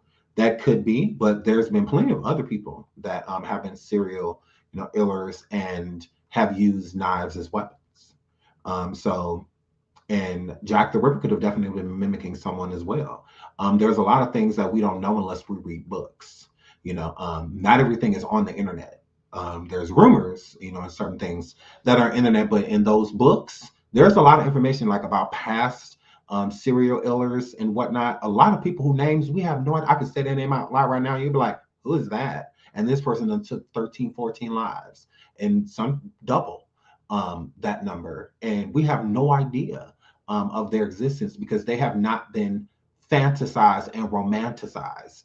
People like Ted Bundy, Jeffrey Dahmer, John Wayne Gacy, and all of those people, they were all more so of, you know, fantasized and sexualized as people, as more so of like the Dahmers and Ted Bundys, to where since some people viewed them as attractive, they excuse what they did. You know, so now they're being romanticized to where instead of looking at this person as the criminal that they are, as the sick individual they are, we are now romanticizing them because to me, or well, that said person views them attractive or views it that, oh, well, they had a hard life. They this, they that, finding any way to excuse what they did so that their romantic feelings for them can be validated and more so of a positive outlook. And there is no positive outlook. It's just all negative. So, but you have a lot of other serial killers that weren't romanticized. And so we have no idea, you know, about these people. We have no idea that they exist. And that's why I think with this character, with Bryan, that this is all just an experiment. Him going into a home and just taking a life of like one girl or something like that, I don't feel that he thought that that would be viewed. That's not going to get national attention. I need to do something that's going to make head turns. Going into a sorority and taking 4 lives with no connection to these people, to where not only until 6-7 weeks later they even come up with a suspect, that's going to garner attention everywhere. And what's really going to make it garner attention is that they had no suspect. That's what's more of an alert for somebody, the fear that must be in that community with those girls and that young man, lives being taken inside of that sorority and the person not being apprehended. So the person that did this to those people is free. Like they're free. This could happen to us at any moment in time. He could come and do that to us. It's like a horror story, you know, like a campfire story, but it's not. It's like real. You know, there's somebody that's really around here, and you can tell he wanted it to be noticed. So taking multiple lives, that's going to be noticed. And not being caught right away, noticed even more. It's going to get way more attention. A suspect being apprehended right away, the story, you know, kind of dies down because we know who did it, the type of situation, and they're off the streets. But it makes it 10 times more of a fearful thing to where there's a lot of fear being placed out there if the person's not caught. So if, again, 4 people lost their lives, why would you feel comfortable being in that neighborhood, that town, at that school? Like it's enough to make you want to leave. You know, that could be a very scary, you know, thing. Because there's no way in the world I could have slept in the house again after something like that happened. Oh no. You mean the person just walked in here and just, oh no, oh no, I'm either living like literally on campus, or I'm getting my own apartment with a door that you got to buzz in, and you know, so they got security, you know, something. I'm moving. Ain't no way in the world I'm staying there because I wouldn't feel safe, especially as a woman. Those young girls, like these teeny weeny Bob sorority girls, are like, they can't fight off no man and stuff like that, especially coming to do things like that. Like, no, that is extremely scary. So it causes a panic and hysteria. So I'm sure there was a lot of it in Idaho, in that area, number one. Even as a man, I wouldn't feel comfortable because remember, he definitely took Ethan's life. That's a man. You know, so there was a no discrimination clause with that. You know, some people find safety in feeling like, oh, well, it was just white girls. So me as a black girl living here, I don't have to worry about it. Yes, you do. You absolutely, you a girl. That's what matters. Like, your race, none of that, who cares? None of that matters. It's not a gender thing because both of them were slain. So as a man, how can you sit there and be like, well, I feel comfortable. I ain't got to worry about it because he only kept taking girls' lives. Like, first of all, gross. And then second of all, he took a man's life too. So y'all aren't exempt. You absolutely aren't. This type of person, you can't really collar. You can't really, you know, say like, this is it. No, we have no idea who he's targeting. Why? As far as they know, he didn't know that sorority. And he didn't know the male Ethan. We have no idea if he knew them or not. But again, with stuff like this happening, you usually do, you know, kind of case the joint, you know, to figure out certain people's routines. That's why people stalk. So that you can figure out routines, where you go, how long you're gone, when you show up, when you this, when you that. So they'll know how to attack. They'll know when to do whatever they're going to do to you. It's the same thing. So I'm assuming this wasn't just a random thing. I'm just going to no, this was planned. He knew exactly when he was going to do it. He knew that day was the day and whatnot. Who knows? He could have been following them around that whole day. Drug and drinks, all type of stuff while they're at the bar. Who knows? I mean, you just never know. This dude is very intelligent, very good at what he does. So, I mean, he got a PhD. Wow. So right here, about 15 minutes drive from this house. Police haven't said if Kohberger knew the students. Law enforcement sources say forensic analysts allegedly linked him to the murderers. So again, it is alleged. We don't know what type of DNA was left behind, if it was on someone or just on a doorknob, or we don't know. We have no idea. And the police also, if he knew them, they would know something by now. They would know something by now, because it would be more beneficial to Bryan to not have known them. So if he didn't know them, if he wasn't in any pictures or anything with that, again, no motive. It would be better if he was around them, if he was at some of the college parties, you know, and stuff like that, because then they have a way to link them. you know, and be like, look, he was at this party, he was with this girl, or was rejected by, you would have something. But with Bryan not being in any of the pictures with them, and with law enforcement having no idea if Bryan even knew them or not, that's, again, you need a motive. And that's not helping a motive. They didn't know him, as far as we know. The friend group, the triplets, I'm sure if they knew him, if he hung around, they know. And as far as they're concerned, no. It don't look like he knew them. Not like that. May have seen him again in passing and things like that, only living 15 minutes away. I'm sure there's some of the same gas stations, grocery stores, you know, all type of stuff.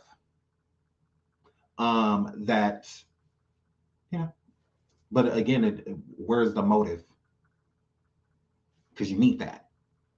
You can't just say like, oh, well, he has a PhD in criminology, so he definitely did this. A lot of world leaders and whatnot, and people in Congress, presidents, all of them, they have all type of degrees, PhDs, and things that you had no idea. People are like, he got a degree in that? Then why he, you know, like, you have no idea what these people are capable of and what they know. You have no idea. So, yeah. I think that we got to pay attention to that. That it's just, they need a lot of information. They need a smoking gun, and they don't have that as of now. So Jason Labar, the public defender representing Kohberger, Kohberger, in Extradition, said that about a month after the murders, his client went on a road trip to Pennsylvania with his father that was planned at the beginning of the semester. So again, with him being gone, it's not suspicious. That's not suspicious at all. If he said, I talked to my dad, we planned this up, that makes complete sense. Because now I'm side-eyeing the daddy. Because it could have been more than one person. I'm just saying. Now I'm side-eyeing the father. Because what that word? What that word? Because two people could have committed that crime. At least two. So who to say he was there by himself? So I'm just saying. But if another person was involved, I would not be surprised if it was two people that went in there and did that. Because again, I mean, that's 4 whole people that, you know, but whatever. But again, it doesn't make him look suspicious leaving. It's around the holidays. It makes complete sense. His client went on a road trip home to Pennsylvania with his father that was planned at the beginning of the semester. They were in a white Hyundai Elantra, the same make and model of the vehicle spotted near the scene of the murders. Okay. So again, it could be mere coincidence that, because again, those Elantra cars are very common. So it's not like it's a car that stood completely out. So with him saying he drove up in a Ferrari, or he drove up in a Porsche, you know, or something like that. That's very distinctive, you know, a car that is going to stand out. But an Elantra, what do we call that? A Honda, them things, it's like 50 of them on the highway. Every time I'm on the highway, I see at least in different colors, merging. Like, I see those all the time. I'm like, so again, it doesn't mean that was his vehicle when that's not the only white one in the area. It's not. And the police know that. That's why it's not a strong enough lead. It's not. Now, that was the only white Hyundai and what is this? Whatever. In that area, then okay. Then okay. All right. But it's not. Like, it's not. That is a very common vehicle.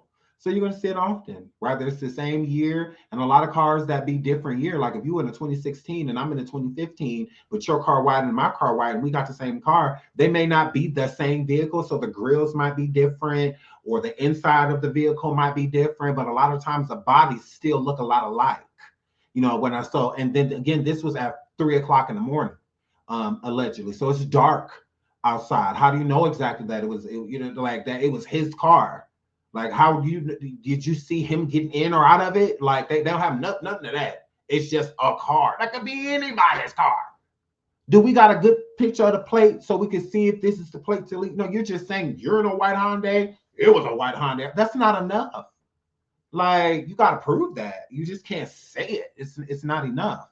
So, again, and for him to still be riding around, and a shout out to the Yoruba goddess, yay, for the super sticker. Thank you, sweetie. And for him to still be riding around in it, what that were?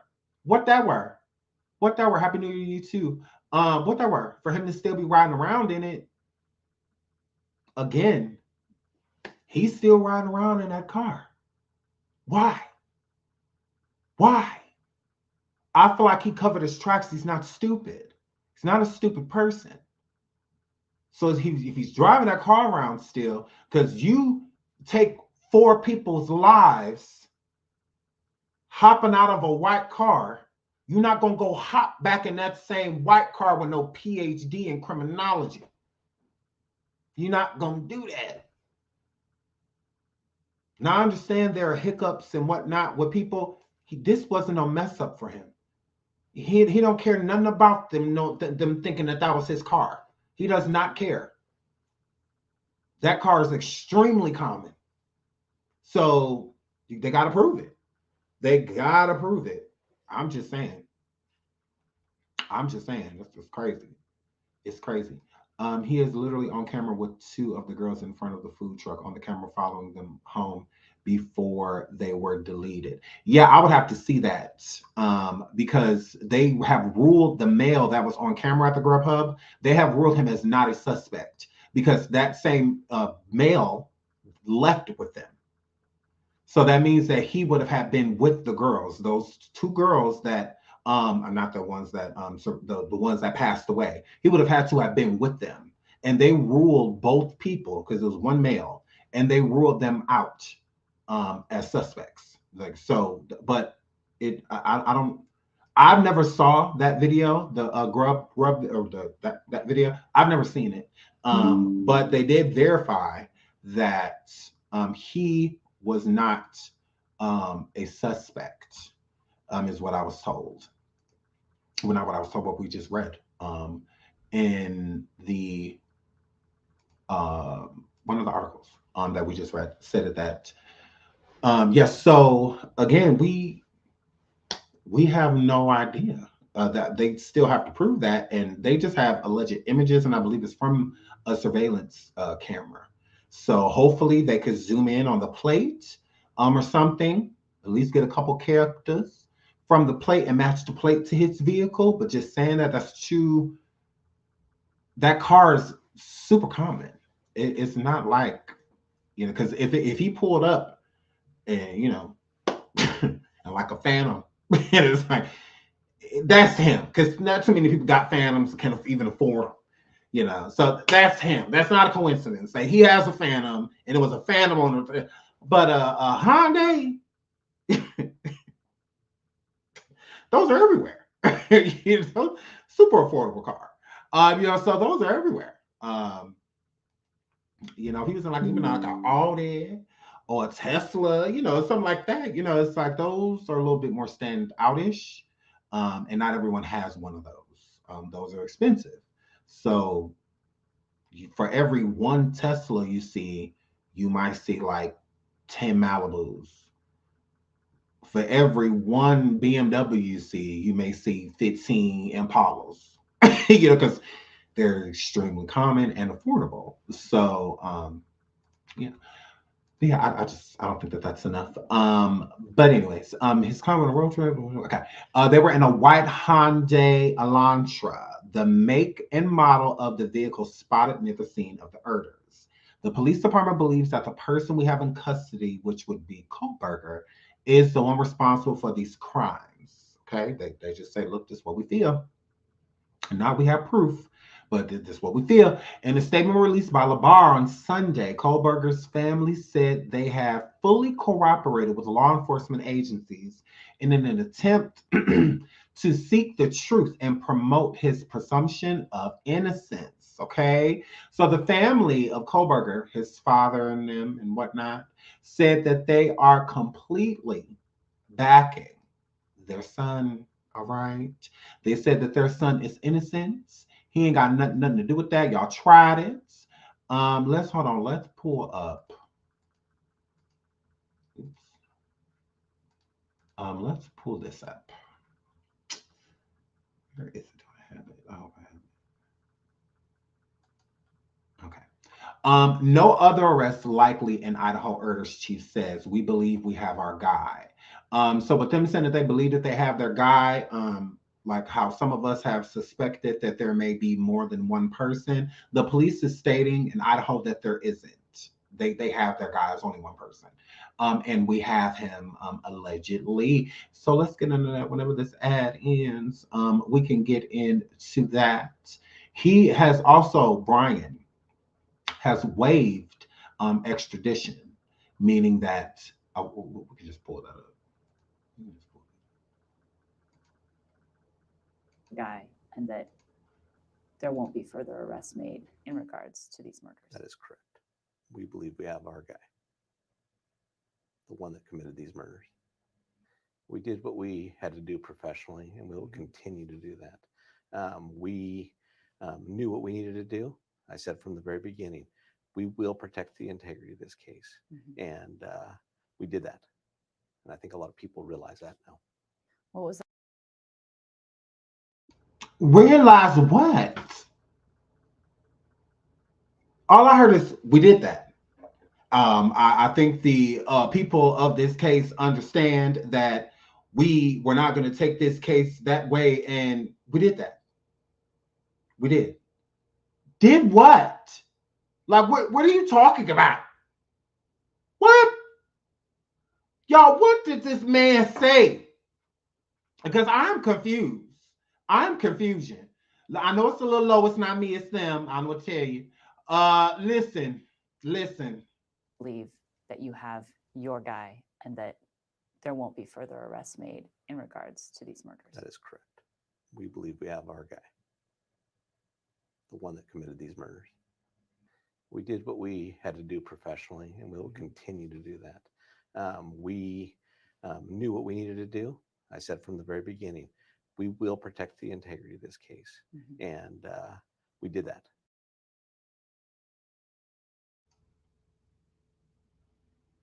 If talking in he cheats.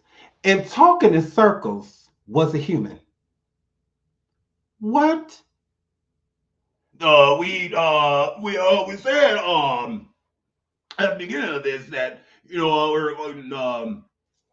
gonna make sure that we handle this, and we're gonna make sure that we take care of the case, and we're gonna be all over it, and we're gonna protect the credibility of what's going on, and we fucking did that, and and we hope the parents fucking appreciate every fucking thing that we've been fucking out here fucking doing, and and we fucking did that, and I'm fucking using a lot of man hours, and fucking get this fucker where we need to get him, and that's what we did. So there's not anybody else. We fucking got our guy, and now that we fucking got our guy, we're fucking do what we do. You get a fucking guy, and that's what we did. We got a guy, and now that we fucking got our guy, you guys are in here asking us questions about our guy that we have, and we know that we got him because he's in there. There's your fucking question. Yeah. What? I said, what did he say? Like, there's no one else. Okay. We got our guy. Okay. And what did Santa Claus with a badge? What did he say to us? I'm confused. What did he say to us, Lord? What? Believe that you have your guy and that there won't be further arrests made in regards to these murders. That is correct. We believe we have our guy, the one that committed these murders. We did what we had to do professionally, and we will continue to do that. We knew what we needed to do. I said from the very beginning, we will protect the integrity of this case. And we did that. And I think a lot of people realize that now. What was it like to call the families and tell them? I think there's some closure there. And it always feels good to give people closure. Closure? What? That is not closure. The door is still open. The door is still open. No, what? What you call them families and say? This? Yeah, them people ain't got no closure. Them people side down the hell out this man. You ain't read the beginning of that article that I just read? Look, oh. Look, oh, look. Hold on. Hold on, wait, boom. Look at that. Idaho murder father hopes police pick the right guy. That ain't closure.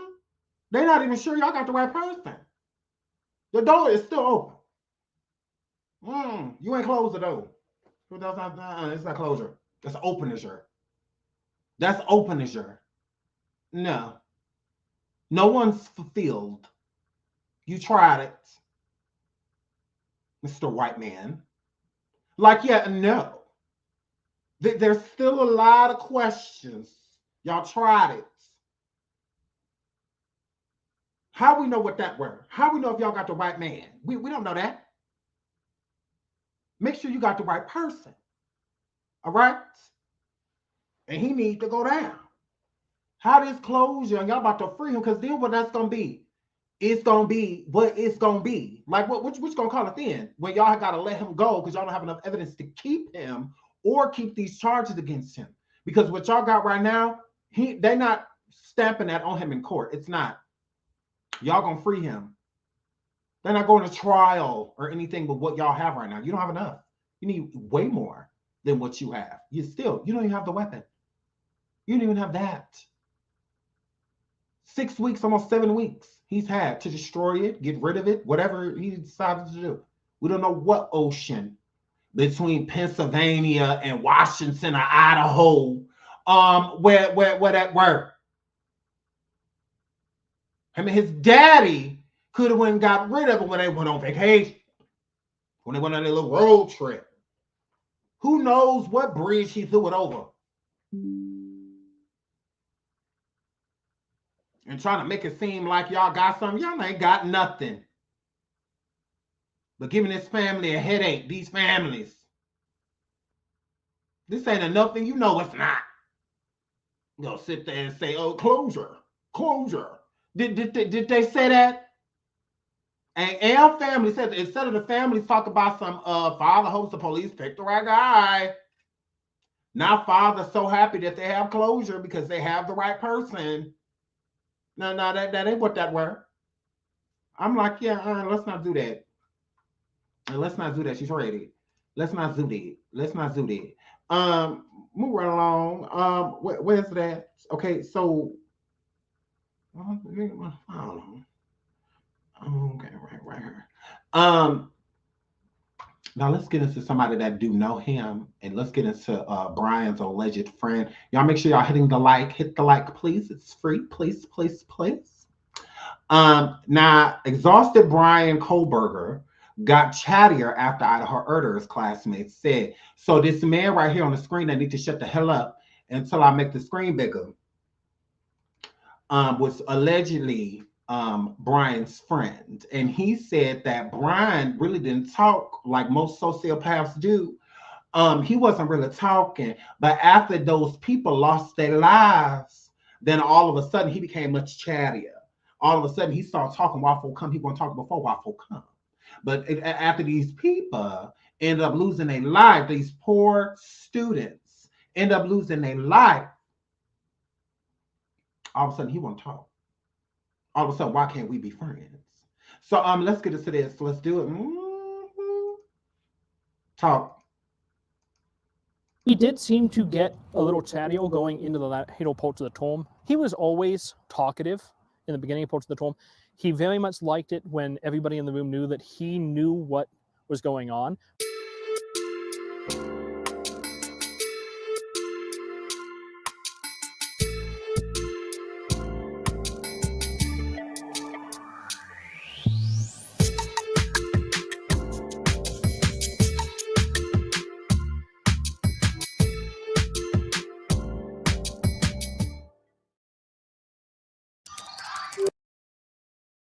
So his alleged friend says that you know, he chatted, but but they also said that he looked exhausted. Let's get into that too. That he always looked exhausted. Right here. So Bryan Kohberger's behavior noticeably changed after the orders of the 4 University Idaho students. A former classmate has revealed, describing how he went from perpetually exhausted to chattier. His quote, what he just said. I did notice him showing up to class a little late sometimes. He always had a coffee in hand. He always seemed to be perpetually exhausted. Benjamin Roberts, a fellow grad at Washington State University in Pullman, told News Nation. Bryan seemed like he was on knife's edge between exhaustion and worn out. And at the time, it was extremely difficult to tell which was which, he told the outlet.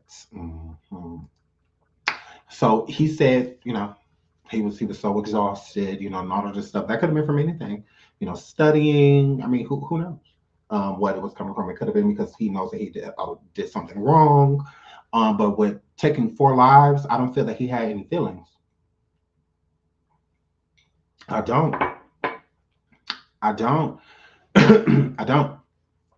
The only way that you try to fight those is if you're not letting them take over. Because that's the thing. Him going and doing what he did, those aren't fighting demons. Those are letting them loose. Those are giving the demons your body. Those are just go ahead, do what you want. Do what you will. Whatever you want to do, y'all go right ahead. You know, that's not hiding from them. Hiding from them is not making those decisions. That's trying to fight. You know, after decisions are made, especially with sociopaths like Bryan, there's no feeling. So again, the only thing that makes a sociopath thinks that what they did was wrong by example. So if your parents didn't raise you, you know, as a sociopath to be violent or to accept the fact that you may have a darker mind, if they made you do away with that energy or made you change your mind to something else, or if they would change the conversation, you know, and whatnot, that means that you weren't taught to do any of these things. So it's right versus what you feel is wrong. Right means I was taught that I shouldn't do this, but I'm still going to. Everybody makes those type of decisions. Your family, your mom, your dad, whoever's, you know, looking out for you, grandpa, uncle, aunt, they tell you to do things and you know that it's wrong, you know, but you still do it anyway. It's being able to, and when you are making those decisions, you still feel a guilt. You still feel bad because you know better. You know you do, you know, but you know, that little bit, you could get over it. You know, it's easy to push away. So they do the same thing with like taking lives. They know what they're doing, they shouldn't be doing, but it's so simple for them to just, because they don't have that emotion. You know, when you're being defiant, you know, you don't have the emotion behind it. If your mom, you yelling with your mom or dad, you're in an argument and you're a teenager, they tell you to stay in the house, you don't want to stay in the house, so then you end up sneaking out. But then that moment you're being defiant, so you don't care, you know, about how they feel. You don't care. I know she's gonna be mad, or I know he's gonna be mad. I don't care. You know, I'm still going where I'm going, whether you're creeping out of a window or acting like you about to grab something from outside and take off, or, you know, whatever you're going to do. When your mind is made up, your mind is made up, you know. So you could care less about how the person feels. That's how sociopaths are, you know, when whether they're taking a life or R-wording someone or M-wording someone, there's no feeling connected to it. There's no emotional attachment, you know, to where they have to feel any type of remorse or guilt or empathy or none of that's there. You know, it's empty. It's an empty feeling. You know, most sociopaths don't even become depressed, you know, or anything like that, because that's still feeling. You know, that's still, depression is not just a mood, you know, or an action. It's also a feeling. So most of them, they don't even feel that. So you may feel like, oh, okay, well, if I did something like that, I would feel horrible. I wouldn't be able to sleep. I wouldn't be able to eat. They're not like that. They can do that and eat right after. They can do that and go right to bed, and think about that the entire time. It'll be like their lullaby, you know, and what gets them to sleep, because they are pleased, you know, with what they did. They just don't want to get caught. That's all. I don't want to get caught because they want to continue. So a person like him, I feel that he's set this up to get caught so that he can continue, is what it's given, because they don't have much to keep him. They really don't. At some point, they have to let him go without substantial evidence to state that he did this. We're keeping him. We're not releasing him to the general public. They have nothing to say that he's insane, that he's psychotic, that he needs to be on medication, that he is on medication. They have nothing to state any of those things. As far as we know, innocent until proven guilty. Thank you so much, Senator Sin. You know, that's just what is given. I still think there are secrets to it's deeper than we think. It may be. It may be. It absolutely may be. You never know a person's intentions. There could be families that were involved.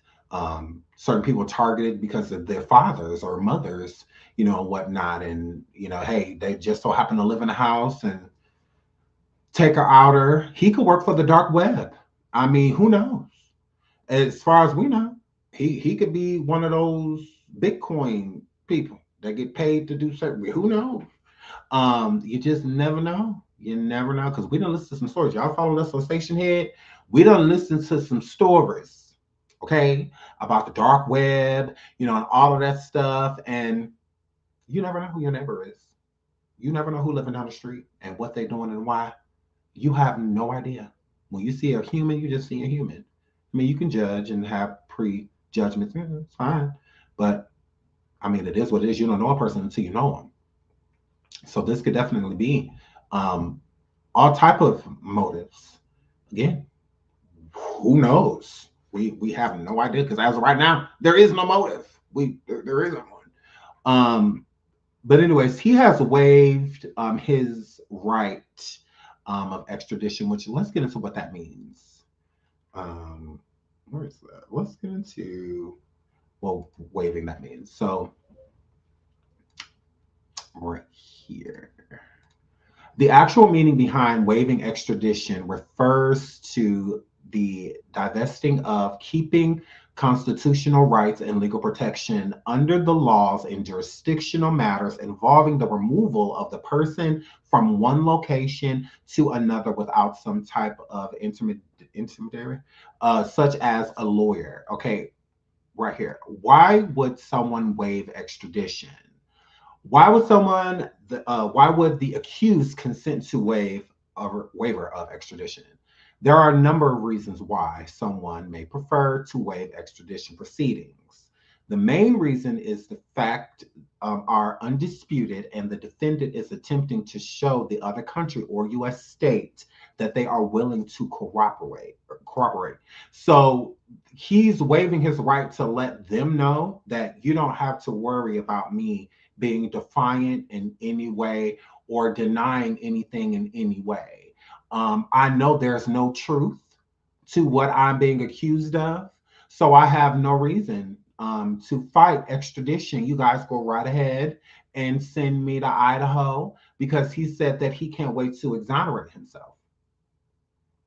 He stated that he's going to be exonerated when sent back to Idaho. So it's not a big deal. Like, go ahead, send me there, because they're going to let me go no matter what. So go ahead. I didn't do nothing. So I know beyond a reasonable doubt, it's factual that I did not do this. So, and again, it would be the same thing with y'all. If another if another state was trying to extradite you to their state and city, in a certain city in that state, because they said that you did something, if you know for a fact that you didn't do it, like the movie Identity Thief, If you know you didn't do it, you don't have anything to worry about. You don't have anything to worry about. You're good. If you have an alibi and you know that there's no way, I haven't even been to this state or city, or I ain't never been there before in my life. So if y'all saying that I did something because my ID got stolen a long time ago, or somebody stole some shit of mine or something, I don't know. It's just some random that y'all say my DNA must just so happen to be on a purse or something that was found at the crime scene or something, you go right ahead. Because I didn't do it. I've done nothing wrong. So I have no reason to fight this extradition. No reason. So yeah, he, again, planned. It's given planned. If he like, I ain't fighting it, I will be completely cooperative. Completely. And he said exonerated. Now remember when people like Dahmer and other ones got caught, they pretty much admitted, to what they did right away. Most of them, they know that they're caught, so they just give in. Just like, okay, hey, it is what it is now. Type of situation. He's not turning himself in because he's not saying that he said he'll be exonerated. People like Dahmer never stated that he was innocent. John Wayne Gacy did, all the way until the day they took his life, damn near. He said he was innocent. He said he didn't do it, but there was too much proof proving otherwise. With this situation, there's not enough proof to say that no matter what, when he gets to Idaho, they get to keep him. No. Him being held right now, he basically removed his rights to fighting this at all. Like I'm not fighting extradition. I'm not doing any of those things. If anything, I'm just excited to exonerate myself.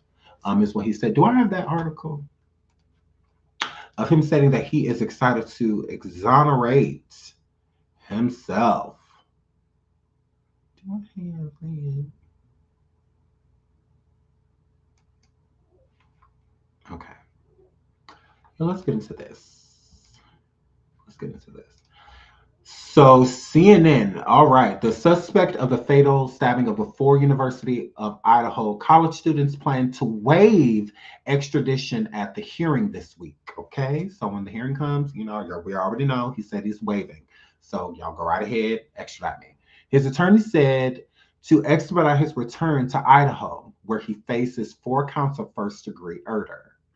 Bryan Christopher Kohberger is shocked a little bit.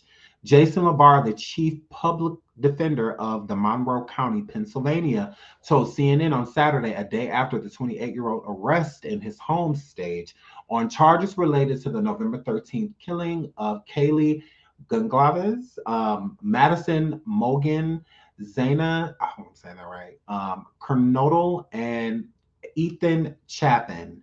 Kohberger also faces a charge of felony burglary, according to the Latah County, Idaho prosecution. Sorry, that was in my way. Bill Thompson. So again, they're just trying to throw anything on him to make sure that it sticks. Because how y'all charging him with burglary if y'all don't know he was there? Like, you got to prove that he was there to state burglary, besides this alleged DNA. Because who knows when, depending on where they found this DNA, on how long it's been there. Like, I mean, and if it's truly his.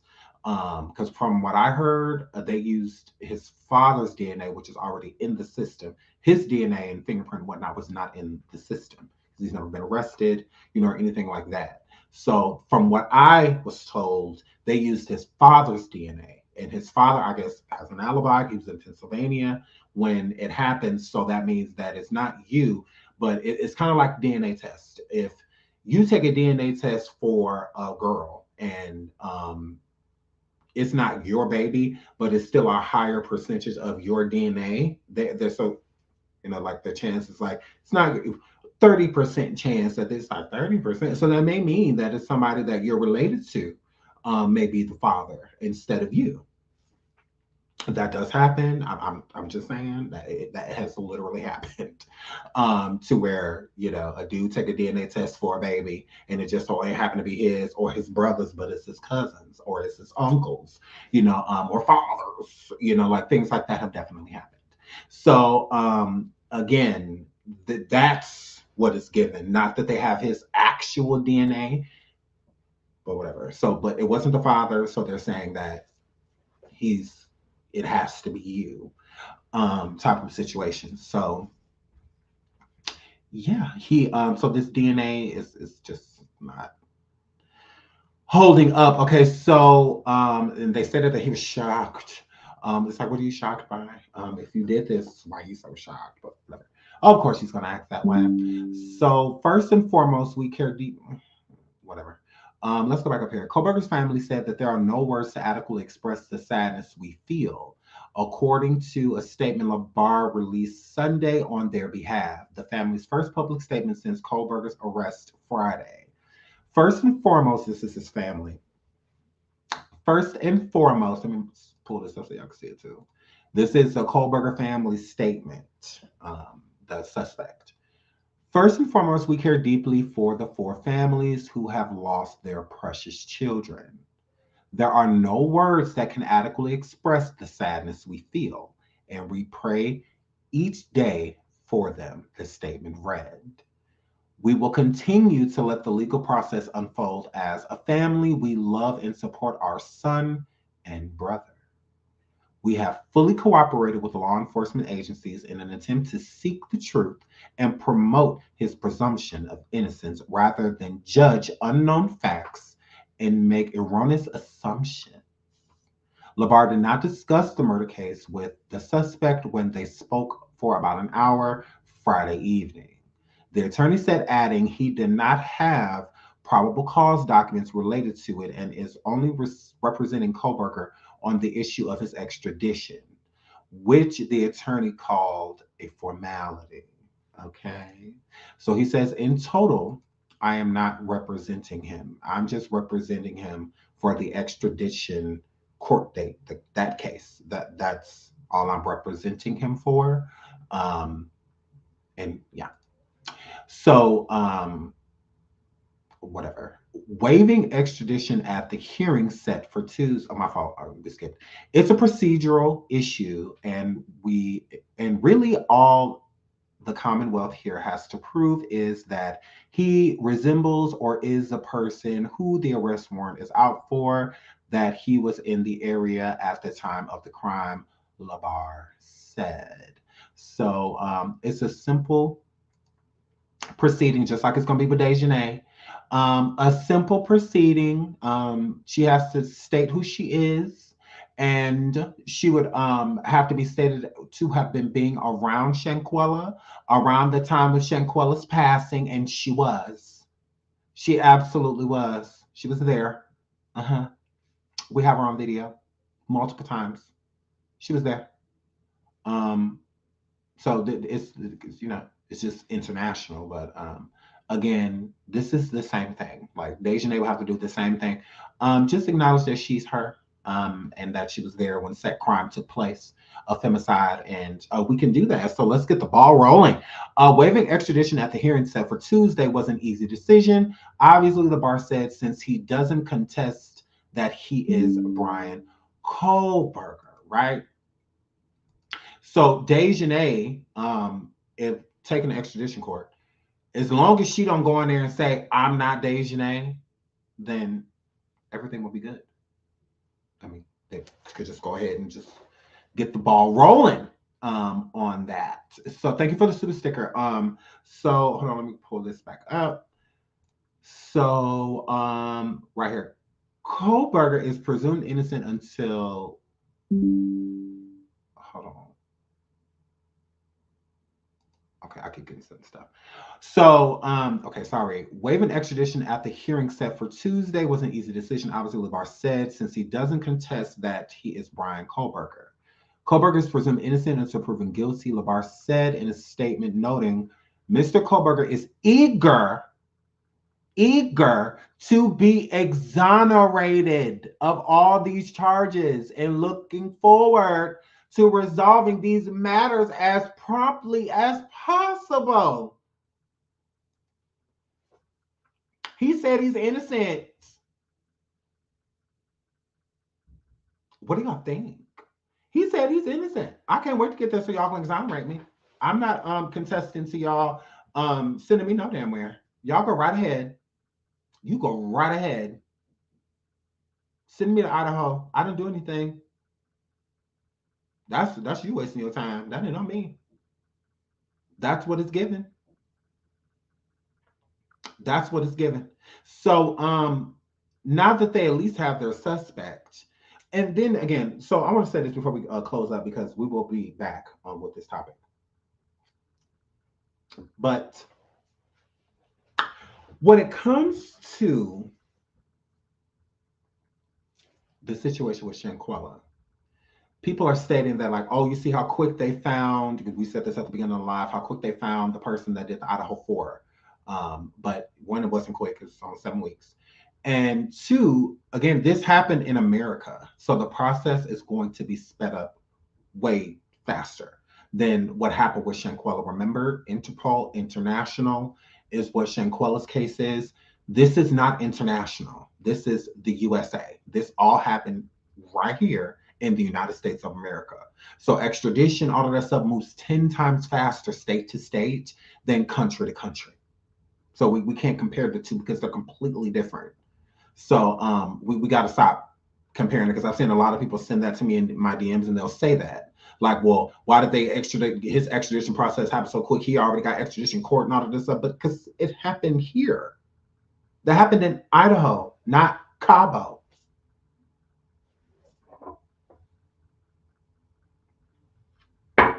We can't make everything and everybody racist. Like we can't just force people to be racist. You know, we can't just force it like, oh, Shanquella doesn't matter because she's black and they did it because no. That happened here. So it's 10 times easier to extradite people and to get that ball rolling. If Malik, Winter, Khalil, Dejanay, Elise, all of them, if they would have did that in Atlanta, if they would have did that in Miami, if they would have did that in Staten Island or somewhere, we would be way further in this case with Shanquella. Absolutely. Like we would. But again, it did not happen on our soil. The Idaho 4, Idaho, like, it's not the same thing. So we can't compare it. And just like, oh, they're so racist. No, they're arresting their own. This a white man. This a white man. They getting a Caucasian, and we gonna get our black and our blacks. This a white man that they wouldn't arrest it. That's the same black man. This ain't got nothing to do with us. This ain't got to do with our people. They had to go get one of their own who took 4 lives of their own. You know, type of situation. So to me, that's the opposite of prejudice or anything like that. I'm glad that they're doing everything in their power to find this person. Good. They should be. And again, it happened in the United States. So with the FBI getting involved super quickly, and with there being certain updates and whatnot in this case, but not updates in Shanquella's case, again, it makes sense. It didn't happen here. You know, so it's going to be a little harder, again, to get the process done, but it doesn't mean we give up. You know, yeah, it's going to be a little harder, but it don't mean we give up.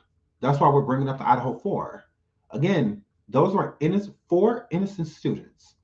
They didn't do nothing to nobody.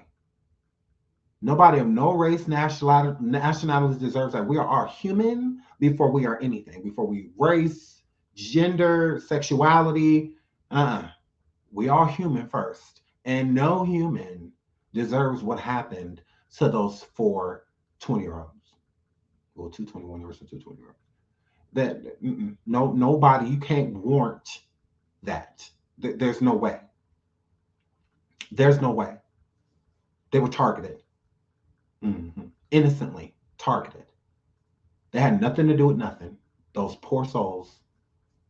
Like, that's why when people call me old, and when I call people old, I don't understand why y'all be feeling some type of way. I used to feel some type of way about age, but then when I realized that there are certain people that aren't and haven't made it to the age that I am, I feel blessed. I feel blessed. Yeah, I'm 34. Great. I don't care if a 20-year-old calls me old. A 20-year-old, and 21, they just lost their lives. They will never be anything beyond the year that they were. I'm blessed to have had years and years after that. And unfortunately, they weren't. Their lives were literally like taken from them, selfishly. Yeah, and it's unfortunate that they could have, I don't feel like they could have ever seen something like that coming. I don't think they could have ever saw that coming. How could you? Who thinks that? Tonight, all of us in here gonna pass. Who thinks that? No one.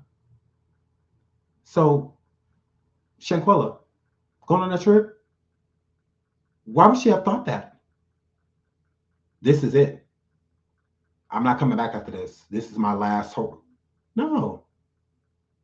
When we go on trips, we already plan coming home. We already think about what we got to do with this or that, whatever we have going on at the crib. We already thinking about that.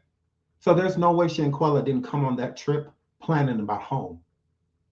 Because we never know when it's it. When the lights go out, there's usually not too much warning.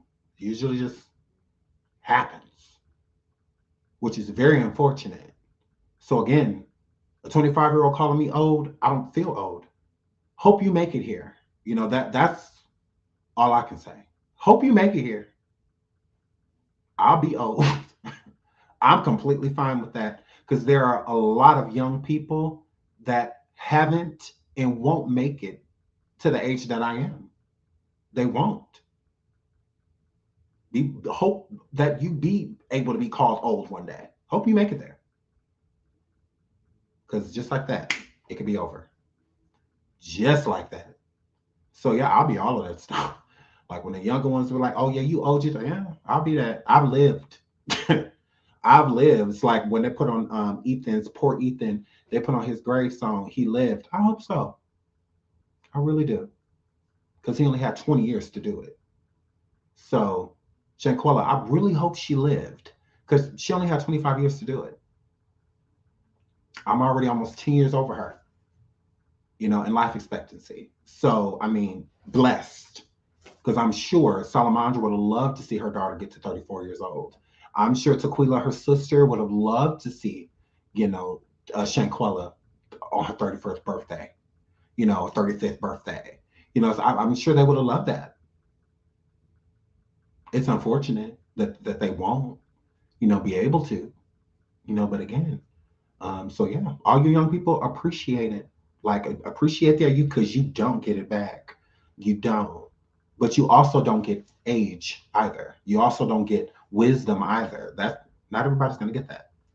Not everybody's going to live to be able to obtain it. Or when you have obtained it, the lights go out.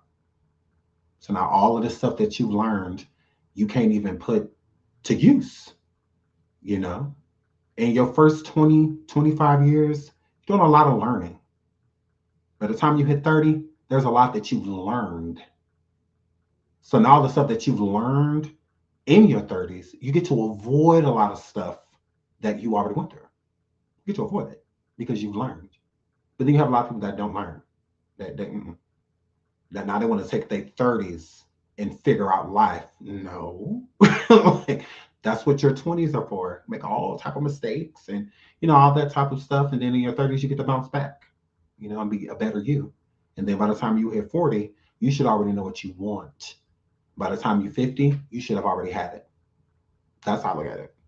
You should have already had it, or right in the front of it, type of situation. So you come into more of a relaxed lifestyle, you know, as you grow older, you know, type of situation. But then you have people that unfortunately don't even get the chance to do that. So all of the stuff that poor Ethan and, you know, Morgan and, you know, Shanquella and other people, all the stuff that they've learned, they didn't even really get a chance to put it to use, you know.